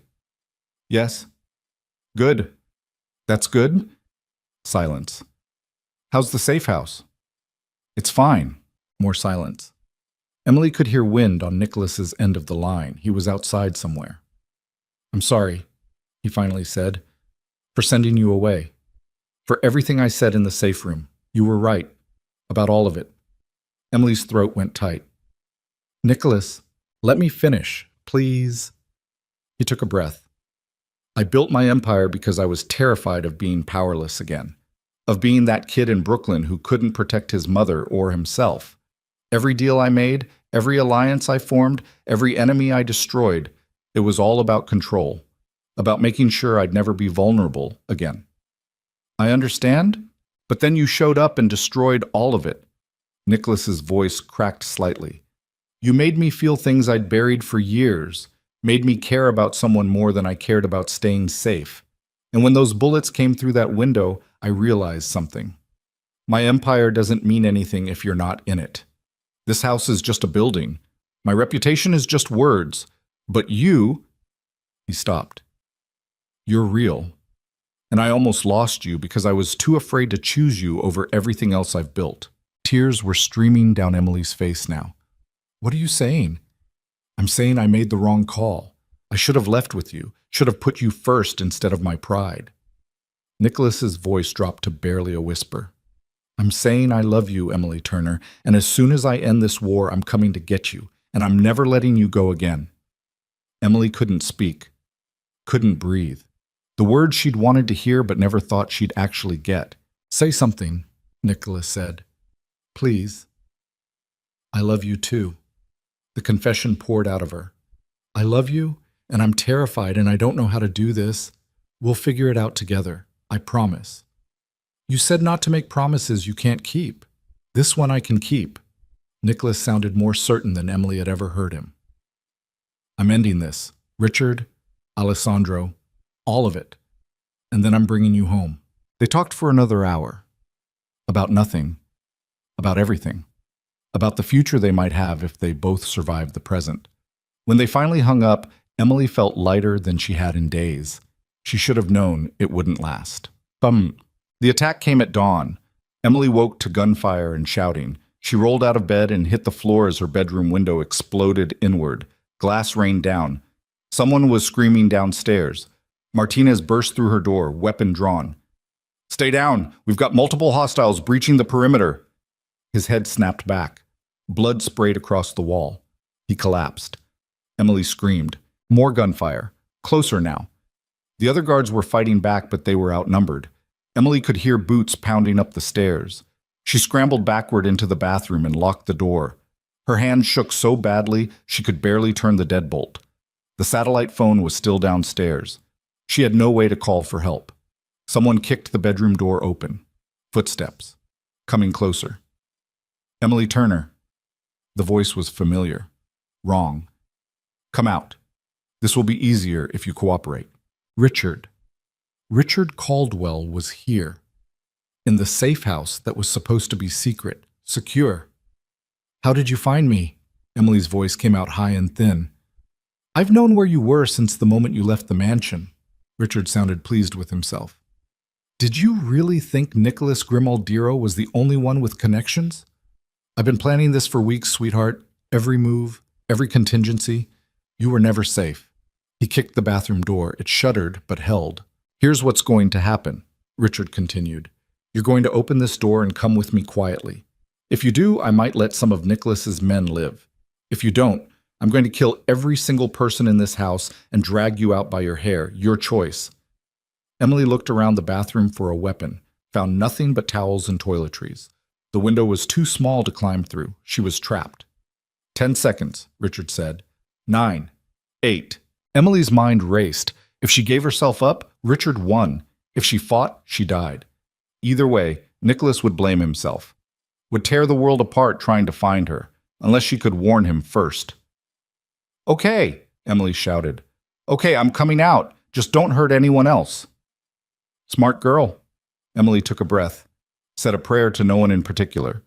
Then she unlocked the bathroom door and stepped out. Richard Caldwell stood in the bedroom doorway, flanked by 4 armed men. He looked different than she remembered. Thinner, harder, with something feral in his eyes that made her stomach turn. He smiled when he saw her. There you are. He crossed the room and grabbed her arm. Let's go. We have an appointment to keep. Where are you taking me? Somewhere your boyfriend will come running to save you. Richard's grip tightened until Emily gasped in pain.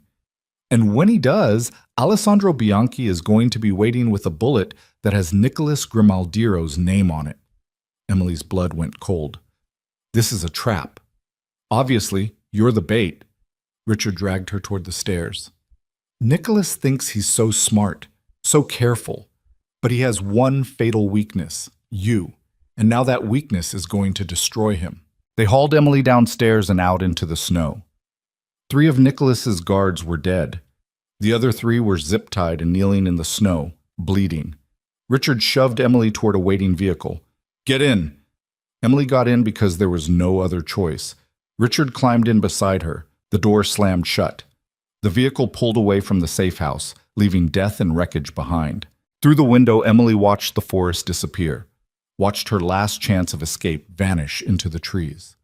Richard had won, and Nicholas was walking straight into a trap that would kill him. Emily closed her eyes and tried not to scream. Nicholas got the call 4 hours later. He was in a meeting with his Brooklyn lieutenants when Luca burst through the door, phone in hand, face ashen. "Boss, we have a problem." Nicholas knew, before Luca said another word, before he heard the details. He knew. Emily. The safe house was hit at dawn. 6 guards dead, 3 wounded. Emily's gone. Luca's voice was hollow. And we just received this. He held up his phone. A video was playing. Emily, zip-tied to a chair in a concrete room, bruised but alive. Richard Caldwell, standing behind her with a gun to her head. "Hello, Nicholas." Richard's smile was pure madness. "I have something that belongs to you. If you want her back alive, you'll come to the old Bianchi warehouse on the Hudson waterfront, Pier 47, tonight at midnight. Come alone. No guards, no weapons, no backup. Just you." "Nicholas, don't," Emily started. Richard hit her across the face. Emily's head snapped to the side. Blood trickled from her split lip. Something inside Nicholas shattered. "Midnight," Richard repeated. "Or I start sending you pieces of her." The video ended. The room was silent. Every man in it was staring at Nicholas, waiting for orders, waiting for the explosion. Nicholas stood up slowly, walked to the window, looked out at the city he'd bled to control. "It's a trap," Luca said quietly. "Alessandro will have 50 men in that warehouse. You walk in alone, and you're dead." "I know." "So we don't go. We hit Bianchi's operation, take out his lieutenants, force him to hand over Richard and Emily. That could take days. Richard will kill her long before we get to them." Nicholas turned around. "I'm going to the warehouse." "Boss, I'm going. Alone." Exactly like Richard demanded. Nicholas's voice was perfectly calm, perfectly controlled. "And then I'm going to kill everyone in that building. You can't win a 50-on-1 fight. I'm not trying to win." Nicholas met Luca's eyes. "I'm buying time for you to get Emily out while Richard and Alessandro are focused on me." Understanding dawned on Luca's face. "You're using yourself as a distraction. Call it a diversion. Call it a sacrifice. I don't care." Nicholas started issuing orders. "You take 20 men, position them around the warehouse. When I go inside, you wait for Richard to make his move on me. The moment he's distracted, you breach from the south side where Emily's most likely being held, and you get her out. You don't wait for me. You don't try to help me. You grab Emily, and you run." "And you?" Nicholas pulled out his gun, checked the magazine. "I keep Richard and Alessandro busy as long as possible." "That's suicide." "That's love." Nicholas looked at every man in the room. "Anyone have a problem with this plan?" Silence. "Good. We leave in 2 hours. Get ready." Nicholas started for the door. "Boss?" Luca's voice stopped him. "If this goes wrong, it won't. But if it does, what do you want us to tell Emily?" Nicholas thought about that. About the girl who'd walked into his life and destroyed every wall he'd built, who'd made him feel human again, who he loved more than his own life. "Tell her I kept my promise," he said. "Tell her I never let her go." He left before anyone could argue. Midnight was 6 hours away, and Nicholas Grimaldiro was walking into hell to save the only person who'd ever made him want to live. The Bianchi warehouse squatted on the Hudson waterfront like a cancer. Rusted metal, broken windows, decades of criminal enterprise soaked into every beam and bolt. Nicholas sat in the back of the SUV 3 blocks away and watched the clock tick toward midnight. 11:47. 13 minutes until he walked into a building designed to kill him. Luca appeared at the passenger window. Teams are in position. South side entry point is clear. We've got eyes on at least 30 hostiles inside, probably more in the back rooms. No visual on Emily yet. Nicholas nodded. He'd already stripped down to basics. Dark jeans, black t-shirt, tactical boots, no body armor. Richard would check for it, and Nicholas needed to appear vulnerable, compliant. Exactly the kind of desperate man who'd trade his life for a woman, which was exactly what he was. "When I go in, you wait for my signal," Nicholas said. "I'll get Richard talking. Draw as many of them toward me as possible. That's when you breach and find Emily." "What's the signal?" "You'll know it when you hear it." Nicholas pulled out his gun, a Glock 19, fully loaded, and tucked it into the back of his waistband. Then he pulled his shirt over it. "If something goes wrong and you can't get to Emily, you fall back. You don't trade lives. You come back with a bigger team and you flatten this entire building. Understood?" "Boss?" "Say you understand, Luca." Luca's jaw tightened. "I understand." "Good." Nicholas opened the door. "See you on the other side." He didn't wait for a response. He stepped out into the freezing night air and started walking toward the warehouse. The Hudson River churned to his right, black and infinite. Pier 47 jutted into the water like a skeletal finger. The warehouse sat at the end, lit from within by harsh industrial lights. 11:52. Nicholas's heart was beating too fast. He forced himself to breathe slowly. Controlled. This wasn't the first time he'd walked into a trap. Wouldn't be the last. But it was the first time the stakes had ever been someone he loved, instead of just territory or money or pride. That changed everything. The warehouse had a single entrance, a massive rolling door pulled halfway open. 2 men stood guard outside, weapons visible. They straightened when they saw Nicholas approaching alone. "Arms up!" one of them barked. Nicholas raised his hands. The guard patted him down thoroughly, found the Glock immediately, and yanked it from his waistband.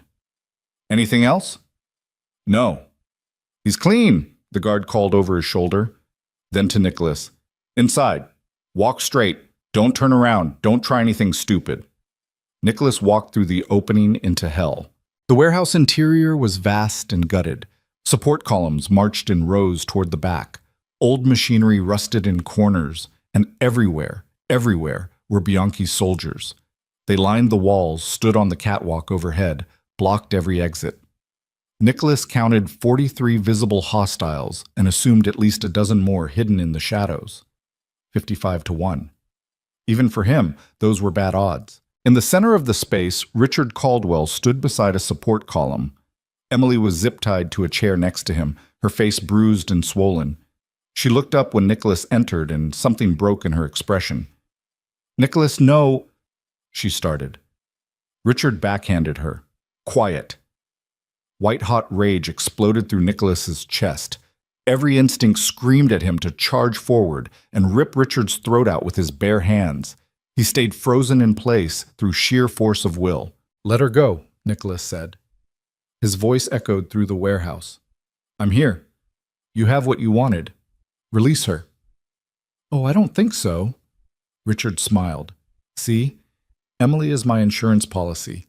As long as I have her, you behave. The moment she's free, you become unpredictable. And we can't have that." "We?" Nicholas looked around. "Where's Alessandro? This is his operation, his warehouse, his men. But I don't see him anywhere. Mr. Bianchi is watching from a safe distance." Richard gestured vaguely toward the catwalk. "He's not stupid enough to stand in the same room as Nicholas Grimaldiro, even a trapped, unarmed Nicholas Grimaldiro. Smart man. He is. Which is why this partnership has been so productive." Richard circled around Emily's chair. "Did you know Alessandro has wanted you dead for 3 years? Ever since you blocked his expansion into Manhattan. But he could never find an opening. You were too careful, too protected, too ruthless. And you gave him the opening. I gave him everything." Richard's eyes glittered with malice. "Security layouts, staff schedules, your routines, your weaknesses, All the little secrets I learned managing your precious mansion for 5 years. Alessandro was very grateful. Nicholas kept his expression neutral, kept Richard talking. Every second bought Luca more time to position his team. What did he promise you in return? Money, safety, a new identity far from here. Richard shrugged. And revenge. Don't forget revenge. Against me? Against her. Richard grabbed Emily's hair and yanked her head back. She gasped in pain. This little bitch destroyed my life. Cost me everything. Now I'm returning the favor. She gets to watch you die. Then I'm going to make her suffer in ways that will haunt her for whatever brief, miserable existence she has left before I dump her body in the river.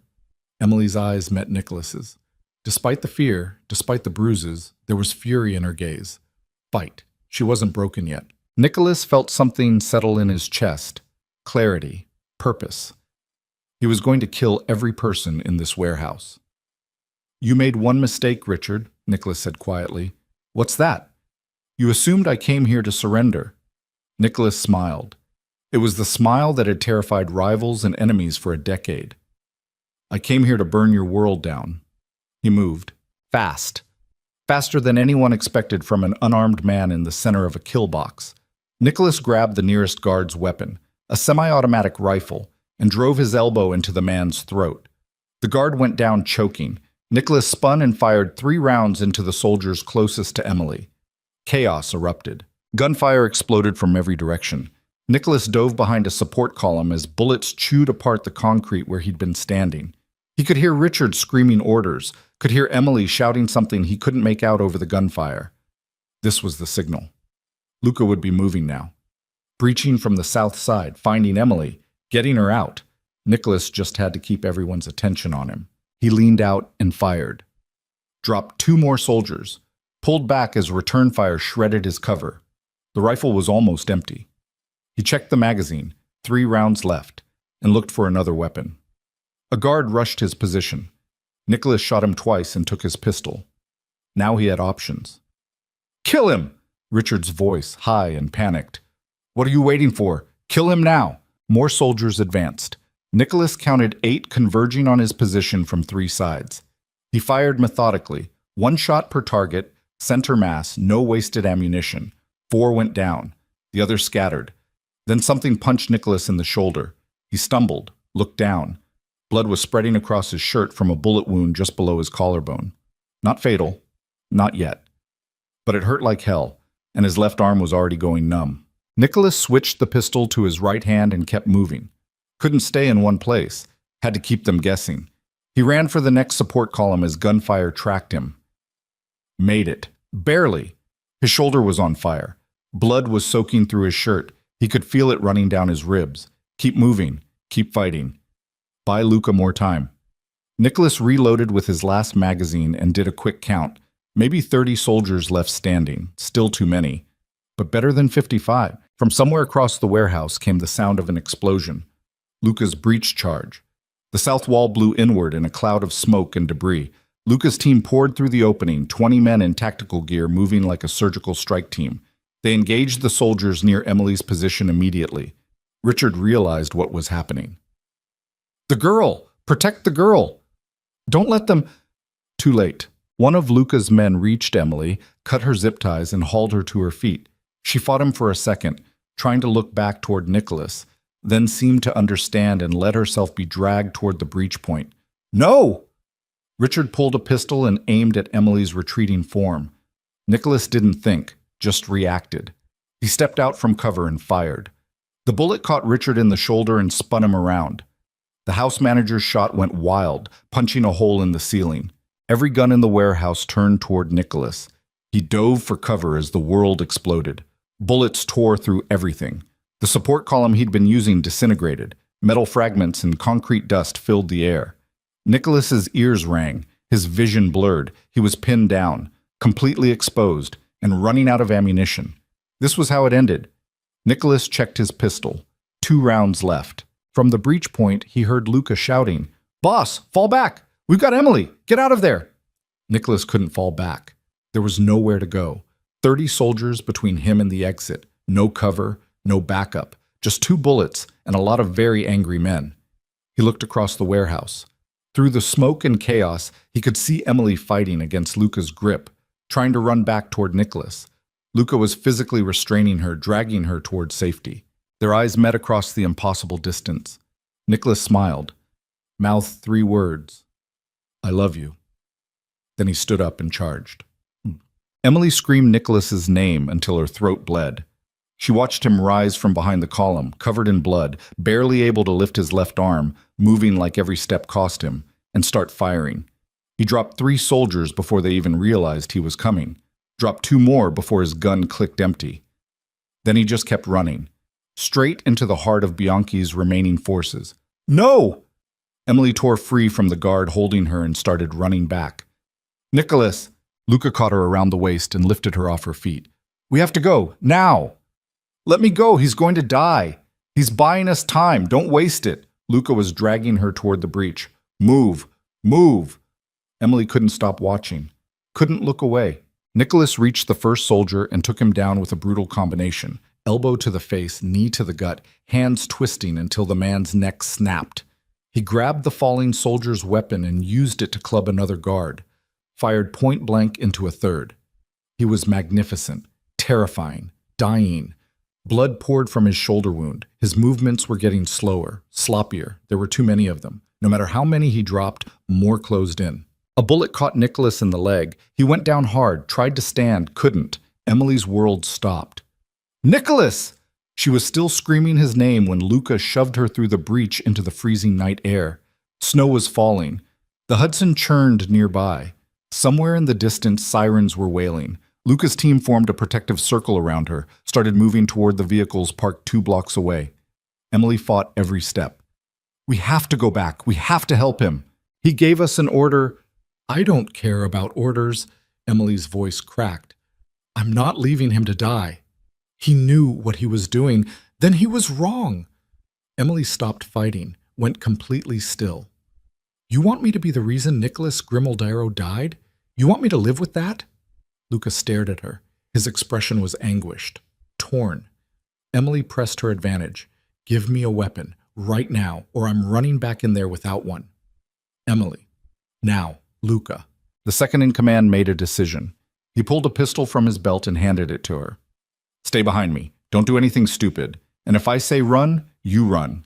Clear? Clear. They turned back toward the warehouse. Inside, gunfire had slowed. Either Nicholas was out of ammunition or he was out of strength. Emily's heart was hammering so hard she thought it might explode. Please be alive. Please be alive. Please. The warehouse doors were still open. Luca's team regrouped and prepared to breach again. This time Emily was going with them. 3, 2, 1, go.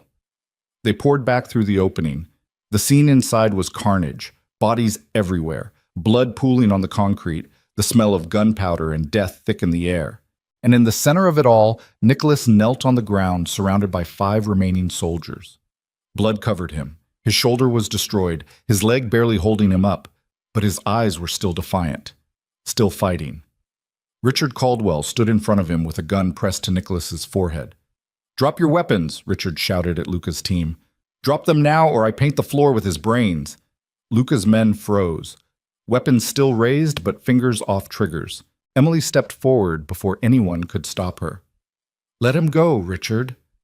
The house manager's head snapped toward her. You're supposed to be gone. I came back. Emily raised the pistol Luca had given her. Her hands were steady. Her voice was ice. Let Nicholas go and I'll come with you quietly. That's what you want, isn't it? Me suffering. Fine. You can have that, but you let him live. Emily, don't. Nicholas tried to stand. One of the soldiers kicked him back down. Interesting proposal. Richard's smile was manic, unhinged. But I think I'll take you both. Kill him in front of you, then spend the next few days making you wish I'd killed you too. That wasn't the deal. There is no deal, Richard screamed. You don't get to negotiate. You don't get to make demands. You're nothing. You're a stupid little girl who destroyed my life and now you're going to pay for it. He pulled the trigger. The hammer fell on an empty chamber. Richard stared at the gun in confusion. What? Nicholas moved. Even wounded, even half dead, he was faster than Richard. Nicholas surged upward and drove his palm into the house manager's nose. Bone crunched. Blood exploded. Richard stumbled backward. Luca's team opened fire. The remaining Bianchi soldiers went down in seconds. Richard tried to run, made it 3 steps before one of Luca's men put 2 rounds in his back. The house manager collapsed, coughed blood, looked up at Nicholas with eyes full of hate and disbelief. "This isn't over," he gasped. Alessandro Bianchi is already dead." The voice came from the warehouse entrance. Everyone turned. A man in an expensive suit stood in the doorway, flanked by a dozen soldiers Emily didn't recognize. He was older, 60 maybe, with silver hair and a face like carved granite. Luca went white. "Don Carmine." Nicholas actually smiled despite the blood loss. "About time you showed up." Don Carmine Vitale walked into the warehouse like he owned it, which, in a sense, he did. He was the head of the commission, the ruling council that governed all 5 families. The closest thing organized crime had to a king. "Nicholas," Carmine's voice was cultured, almost gentle. "You look terrible." "I've had better nights." Nicholas was swaying on his feet. Emily moved to his side and he leaned against her heavily. "Alessandro." "Arrested by federal agents 20 minutes ago, along with most of his senior leadership." Carmine looked around the warehouse with mild distaste. "We've known about his ambitions for months. We simply needed him to make a move egregious enough to justify removing him. Attacking another family head's home, attempting to murder a protected civilian, violating every territorial agreement we've established. He gave us everything we needed." "You used me as bait," Nicholas said. "I used you as an opportunity." Carmine's expression didn't change. "And you used yourself as a diversion to save someone you love. I'd say we both got what we wanted." Richard was still alive. Barely. He looked at Carmine with desperate hope. "Don Vitale, please. I can provide testimony against Bianchi. I can give you everything. You can give me nothing." Carmine didn't even look at him. "You're a civilian who involved himself in matters beyond his understanding. Your life is worth less than the bullet it would take to end it." He gestured. One of his soldiers put a round through Richard's skull. Emily flinched against Nicholas. The house manager's body slumped to the ground and didn't move again. "The police are 3 minutes out," Carmine said. "I suggest you leave before they arrive. This warehouse is about to become a federal crime scene, and I'd prefer you not be in the middle of it." "What about—" Nicholas gestured at the bodies. "Already handled. As far as the authorities will know, this was an internal dispute within the Bianchi organization.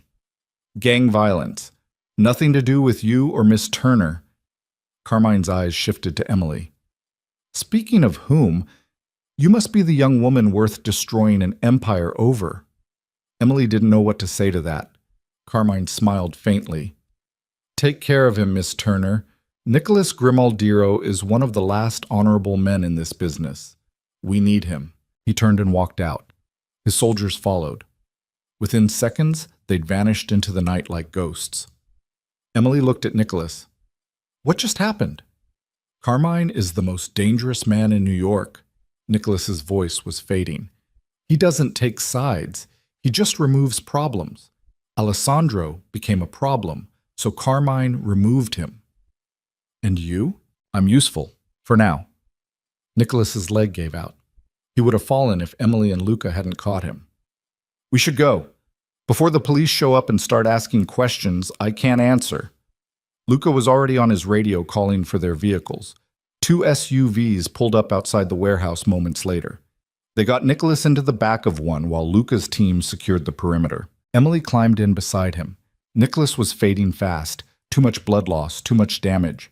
His eyes kept trying to close. "Stay with me," Emily demanded. "Don't you dare die after all this." "Not planning on it." Nicholas managed a weak smile. "I made you a promise. I keep my promises." "What promise?" "That I'd never let you go." His hand found hers, squeezed weakly. "You came back for me." "Of course I did. I love you, you idiot." Tears were streaming down Emily's face. "I'm not losing you." "Good. Because I have plans." Nicholas's eyes drifted closed. "Big plans. You and me. After all this is over." "What kind of plans?" But Nicholas had passed out. The SUV raced through the snowy streets toward a private doctor Luca kept on retainer for exactly this kind of emergency. Emily held Nicholas's hand and refused to let go. His pulse was weak but steady, his breathing shallow but present. He was alive. They'd both survived. Luca looked back from the front seat. You know what you just did back there? Running back into a firefight to save him? I know it was stupid. It was exactly what he would have done for you. Luca's expression was almost approving. You're either the bravest person I've ever met or the craziest. Maybe both. Emily looked down at Nicholas, at the man who'd saved her from a blizzard and then walked into hell to save her again. He's worth it. Yeah. Luca turned back around. He really is. The SUV disappeared into the night, carrying them away from the warehouse, away from Richard Caldwell's corpse, away from the war that had nearly destroyed them both. Behind them, police sirens grew louder, but they were already gone. Nicholas woke up 3 days later in a bedroom he didn't recognize. Sunlight streamed through windows overlooking snow-covered mountains. Medical equipment beeped nearby. His shoulder and leg were wrapped in professional bandages. An IV dripped clear fluid into his arm. And Emily slept in a chair beside his bed, her hand resting on top of his. Nicholas squeezed gently. Emily's eyes opened immediately. You're awake. Her voice was rough from crying and exhaustion. Finally, I was starting to think you'd sleep forever. How long? 3 days. You lost a lot of blood. The doctor had to repair your shoulder and remove the bullet from your leg. You're going to have scars. Add them to the collection. Nicholas tried to sit up. Pain exploded through his body. Where are we? The Adirondack safe house. The one Richard attacked. Emily helped him settle back against the pillows. Luca brought us here after the doctor stabilized you. Figured it was the last place anyone would look. Smart. Nicholas's throat was dry. Water? Emily held a cup with a straw to his lips. He drank and felt more human. What happened with the police? Carmine was right. They ruled it gang violence. Alessandro Bianchi is facing federal racketeering charges. Most of his organization collapsed. The other families are dividing up his territory. Emily set down the cup. You're in the clear. Officially, you were never there. And Richard? Dead? Finally. Emily's expression hardened. I watched Carmine's man shoot him. I should feel bad about that. I don't. Don't apologize for surviving. Nicholas caught her hand. You came back for me. In the warehouse. Why? Because you're an idiot who runs into blizzards to save people. Emily's eyes filled with tears. Because you walked into a trap knowing you'd probably die and you did it anyway. Because I love you, and I wasn't going to let you sacrifice yourself when I could do something about it. Nicholas pulled her closer, ignored the screaming pain in his shoulder. I had a plan. Your plan was terrible. You almost died. But I didn't. We both made it. Nicholas brushed tears off her cheeks. I told you I'd keep my promise, that I'd never let you go. You also told me you had big plans, like... Emily managed a watery smile. What kind of plans? Nicholas looked at her. At the girl who'd broken a vase and changed his entire world, who'd survived Richard's cruelty and Alessandro's ambition and a war she never asked to be part of, who'd run back into gunfire to save him when any sane person would have run the other way. She was extraordinary, and she was his. The kind that involve you staying with me, Nicholas said. Permanently, if you want. Emily's breath caught. Are you asking me? Not yet. I'm barely conscious and I don't have a ring. When I ask you to marry me, Emily Turner, I'm going to do it properly. Nicholas smiled despite the pain. But I'm telling you that's where this is going. So if you want to run, now's your chance. Emily laughed. It sounded like relief and joy and something brighter than Nicholas had ever heard from her. I'm not running. I've never been very good at that anyway. Good. Nicholas closed his eyes. Stay with me, just for a little while. I'm not going anywhere. Emily curled up in the chair beside his bed, her hand still holding his. Nicholas drifted back to sleep feeling safer than he had in years. Outside, snow continued to fall on the mountains. The war was over. Richard was dead. Alessandro was destroyed. And for the first time since this nightmare began, Nicholas Grimaldiero could breathe without wondering who was coming to take everything away. He had survived. They both had. And now they had the rest of their lives to figure out what came next. Winter held the Adirondack Mountains in its grip for 3 more weeks. Nicholas healed slowly. The shoulder wound had shredded muscle and nicked bone, the kind of damage that left permanent limitations even with the best medical care. The leg was better but still required physical therapy that left him sweating and cursing every morning. The doctor, a retired military surgeon who asked no questions and accepted cash, visited every other day to check his progress and change his bandages. Emily rarely left his side.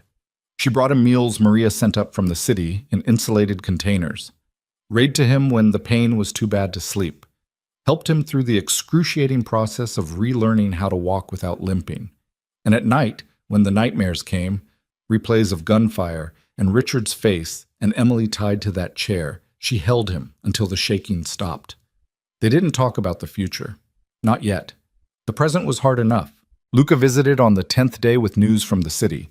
Alessandro Bianchi had taken a plea deal to avoid life in prison. 20 years in a federal supermax in exchange for testimony against corrupt officials in his organization. The Bianchi family territories had been carved up among the remaining families. Carmine Vitale had personally overseen the redistribution to ensure no one got ambitious enough to start another war. "And us?" Nicholas asked. He was sitting in a chair by the window, his leg propped up, watching snow fall on the endless trees. "You're clear. Officially retired from active operations pending recovery." Luca's expression was carefully neutral. "Carmine sent a message. He says you've earned a rest. Take as much time as you need. When you're ready to come back, your territory will be waiting." "And if I'm not ready to come back?" Luca looked startled. "Boss, you can't be serious." "I almost died, Luca. Emily almost died.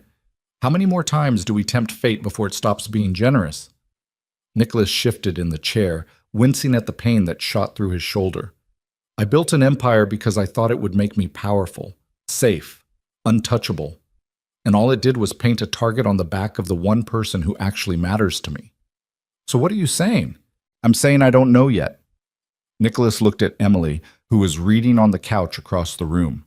She'd been pretending not to listen, but he could see the tension in her shoulders. "I'm saying maybe there's a different life available if I'm brave enough to take it." Luca followed his gaze. Understanding dawned. "You're thinking about walking away, completely. I'm thinking about what I want versus what I've convinced myself I need." Nicholas turned back to the window. "You can run the operations in my absence. You've been doing most of the heavy lifting for years anyway. And if I decide not to come back, it's yours. All of it. You've earned it. Boss, think about it. That's all I'm asking." Nicholas's voice was tired. "I need to figure out who I am when I'm not Nicholas Grimaldiro, the crime boss. When I'm just Nicholas. And I can't do that while I'm still running an empire." Luca left an hour later looking troubled and uncertain. Emily waited until his SUV disappeared down the snowy road before setting down her book. "Were you serious?" she asked. "About walking away?" "I don't know." Nicholas hadn't moved from the window. "Part of me thinks it's insane. Everything I've built, everything I've fought for, just gone." "And the other part?" "The other part remembers what it felt like to kneel on that warehouse floor with a gun to my head, knowing I was about to die. And my only thought was that I'd never get to see you again." Nicholas finally looked at her. "I've spent 10 years being afraid of being powerless. But the only time I've ever felt truly helpless was when I thought I'd lost you. That's a different kind of fear, Emily, the kind that changes everything." Emily set down her book and crossed to him, knelt in front of his chair, and took his hands. "You don't have to decide anything right now. You're still healing, still processing. Give yourself time."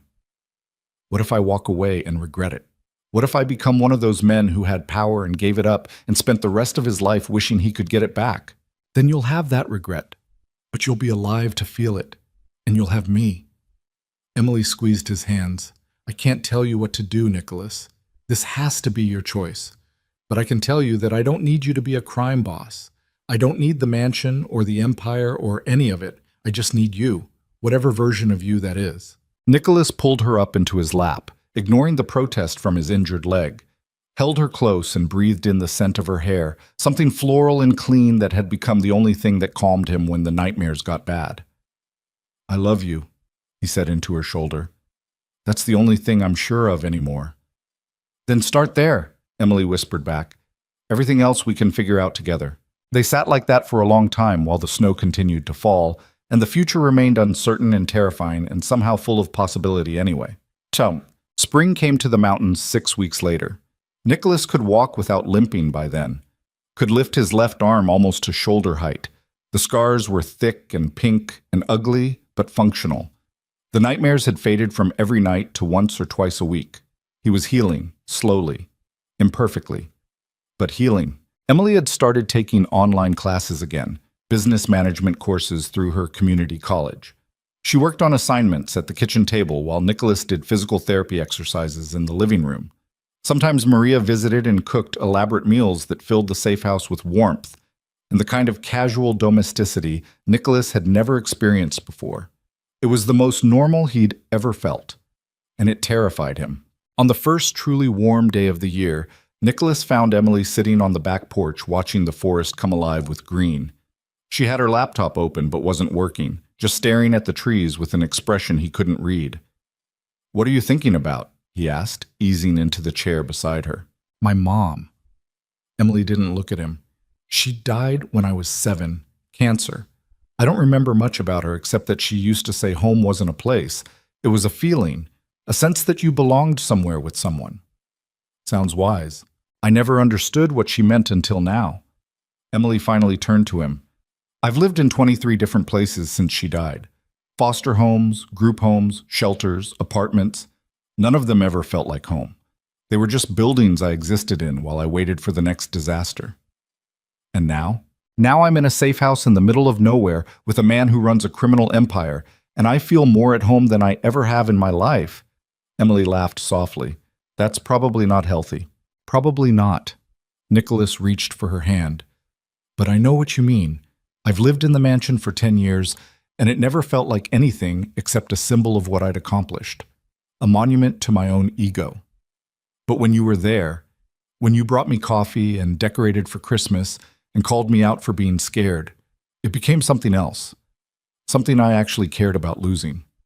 "What changed?" "You made it real." Nicholas pulled her hand to his lips and kissed her knuckles. "You made everything real." Emily was quiet for a moment, then she said, "I got an email yesterday from a company in Boston. They're offering me an internship, business development, paid. It's exactly the kind of opportunity I've been working toward for years." Nicholas felt his stomach drop. "That's amazing. When do you start?" "I haven't accepted yet." Emily pulled her hand back. "Because I don't know what we're doing, Nicholas. I don't know if you're staying in New York or leaving, if you're going back to the mansion or selling it, if you want me with you, or if this was just—" She stopped herself. "I need to know where we stand. Not next month or next year, now. Because I can't keep living in limbo." Nicholas had known this conversation was coming, had been dreading it for weeks. But Emily deserved better than his uncertainty. "I met with Carmine last week," he said. "Luca drove me into the city while you were at the grocery store. I didn't tell you because I wasn't sure what I was going to say to him." Emily went very still. "And?" "I told him I was stepping back. Not permanently, not a full retirement, but a significant reduction in my involvement. Luca takes over day-to-day operations. I remain available for major decisions and crisis management, but I'm no longer running the organization." "What did he say?" "He said I was getting soft." Nicholas smiled slightly. Then he said soft men live longer than hard ones, and that he approved the transition as long as I remained loyal to the commission and didn't create a power vacuum that would destabilize things. "So you're really doing it, walking away." "Stepping back," Nicholas corrected. "I can't walk away completely. I have too many obligations, too many people who depend on me. But I can create distance, build a different kind of life that isn't consumed by territory and violence, and constantly looking over my shoulder." "What does that life look like?" Nicholas took a breath. This was the moment. The question he'd been building toward since he woke up in this safe house and realized he'd been given a second chance. "It looks like you and me, wherever that takes us." He stood up despite the protest from his healing leg and held out his hand. "Come with me. There's something I need to show you." Emily took his hand, let him lead her through the safe house and out the front door to where his SUV was parked. He opened the passenger door for her, then climbed into the driver's seat. "Where are we going?" Emily asked. "You'll see." They drove for 40 minutes down winding mountain roads as the forest gradually gave way to small towns and open fields. Nicholas pulled off onto a private drive marked only by a weathered wooden sign that read, "Grimaldiro Property, no trespassing." The drive wound through trees for another mile before opening into a clearing, and there, overlooking a pristine lake with mountains rising behind it, sat a house. Not a mansion, not a fortress, just a house. 2 stories of warm wood and stone and glass that reflected the water like a mirror. It looked new, carefully designed, nothing like the cold monument Nicholas had lived in for a decade. Emily stared. "What is this?" "Something I started building 3 years ago and never finished." Nicholas parked in front of the house and killed the engine. "I bought this land because it was beautiful and private. Hired an architect to design something that felt like a home instead of a statement. Started construction and then got too busy with business to follow through. It's been sitting here half finished for 2 years. He got out and walked to the front door, unlocked it, held it open for Emily. She stepped inside and her breath caught. The interior was stunning. An open floor plan with floor-to-ceiling windows overlooking the lake. A kitchen that looked like it belonged in a magazine. A stone fireplace big enough to heat the entire first floor. Exposed beams and hardwood floors and carefully placed lighting that made everything feel warm and inviting. It was perfect. And it was empty. "I called the contractor last month," Nicholas said. "Told him to finish it. Rush job. Whatever it cost." He gestured around the space. "He completed it last week." Emily turned in a slow circle, taking it all in. "Why?" "Because I needed to know if I could build something that wasn't about power or control. Something that was just for me. For us." Nicholas moved to stand in front of her. "This house has no security system beyond basic locks. No safe rooms, no guards. It's just a house on a lake where a person could live a quiet life if they wanted to." "Nicholas, I know what I'm asking is insane. I know you have opportunities in Boston and a whole life ahead of you that doesn't involve a semi-retired criminal with more baggage than any sane person should tolerate." Nicholas took her hands. "But I'm asking anyway. Stay with me. Here. Build a life with me that doesn't revolve around surviving the next crisis. Let me prove that I can be more than what I've been for the last 10 years. Emily's eyes were bright with tears. "You already proved that. You proved it when you ran into a blizzard to save me. When you walked into that warehouse knowing you'd probably die. When you chose me over your empire. I'll always choose you." Nicholas pulled a small box from his pocket. "Which is why I need to ask you this properly." He dropped to one knee. His legs screamed in protest. He ignored it. Emily's hands flew to her mouth. Nicholas opened the box. Inside was a sapphire ring, deep blue like midnight, surrounded by small diamonds that caught the sunlight streaming through the windows. "Emily Turner, I'm not asking you to marry a crime boss or a powerful man or someone who has all the answers. I'm asking you to marry me. Nicholas. Just Nicholas. The man who makes terrible decisions and has more scars than sense and loves you more than he's ever loved anything in his life." His voice cracked slightly. "Will you marry me?" Emily was crying now, full-on sobbing, but she was also smiling wider than Nicholas had ever seen. "Yes." The word came out choked but certain. "Yes, you idiot. Of course I'll marry you." Nicholas slipped the ring onto her finger with shaking hands. Then he stood up, leg be damned, and kissed her like they had all the time in the world, because for the first time since this nightmare began, they did. Chas. They were married in September on the deck overlooking the lake. It was a small ceremony. Maria stood as Emily's witness and cried through the entire thing. Lucas stood as Nicholas's best man and looked vaguely uncomfortable in a suit. The officiant was a local justice of the peace who had no idea who Nicholas Grimaldiro was and didn't care. Emily wore a simple white dress she'd found at a boutique in town. Nicholas wore a dark suit without a tie. They said their vows while the sun set over the mountains and turned the lake into liquid gold. "I promise to choose you every day," Nicholas said, his voice steady despite the emotion threatening to overwhelm him. "Not because you need protecting or saving, but because my life is better with you in it.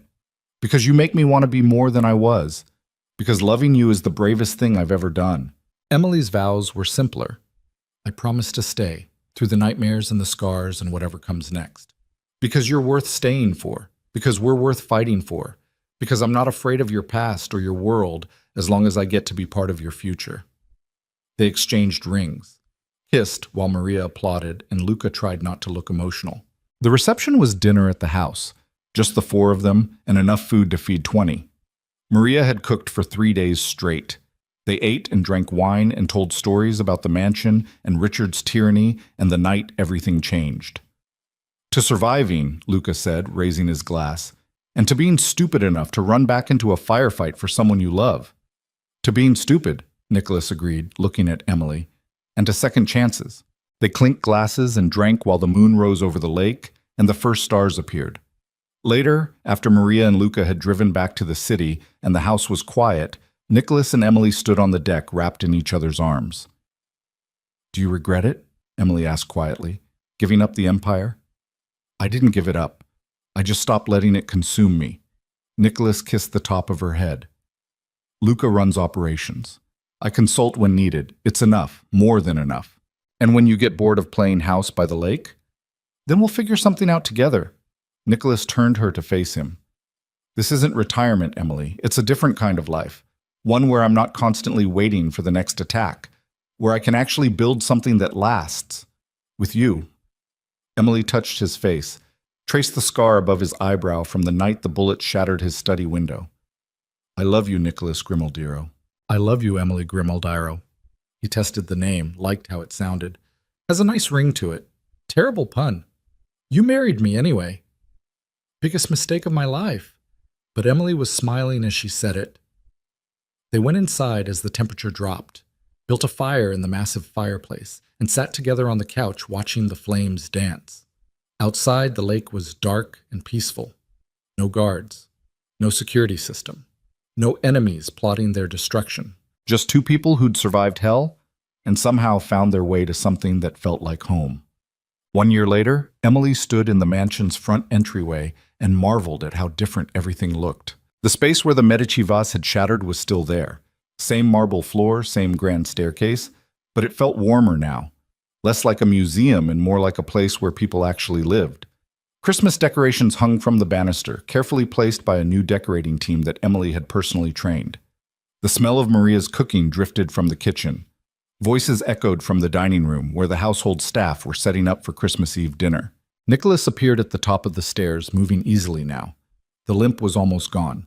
The shoulder still bothered him in cold weather, but he'd learned to work around it. "Everything ready?" he asked, descending the stairs with the same controlled grace he'd always had. "Almost. Maria wants your opinion on the wine pairings." "Again." Emily rolled her eyes. "She's asked you 4 times. She's particular. She's driving me insane." But Emily was smiling. "How's the situation in Brooklyn?" "Handled. Luca negotiated a peace with the Russians. Everybody gets a peace. Nobody starts a war." Nicholas reached the bottom of the stairs and pulled Emily into his arms. "I'm officially off the clock for the next 3 days. No business, no phone calls, just you and me and too much food. And the 20 people we invited for dinner. Details." Emily laughed and kissed him. Over the past year, they had developed a rhythm. Nicholas consulted on major family business from the lake house, traveling to the city when absolutely necessary. Emily had declined the Boston internship and instead started working with Maria to modernize the mansion's household management, implementing better staff policies, fair wages, protections against the kind of abuse Richard had inflicted. She'd also enrolled in an MBA program, online, flexible. Nicholas had offered to pay for it, but Emily had refused. She was using the money she'd saved from her salary and a small business loan, building something that was hers. They split their time between the lake house and the mansion, peaceful isolation when they needed it, proximity to the city when business demanded. It wasn't perfect. There were still nightmares, still moments when the past came roaring back, but they were managing, together. The doorbell rang. Their first guests arriving. Emily went to answer it while Nicholas headed to the kitchen to deal with Maria's wine crisis. The evening unfolded in a blur of food and conversation and laughter. The mansion that had once been a cold monument to Nicholas's power was full of life now. Maria's extended family, Luca and his new girlfriend, a few of Nicholas's most trusted associates and their partners. Even the household staff joined for dessert, something that would have been unthinkable under Richard's management.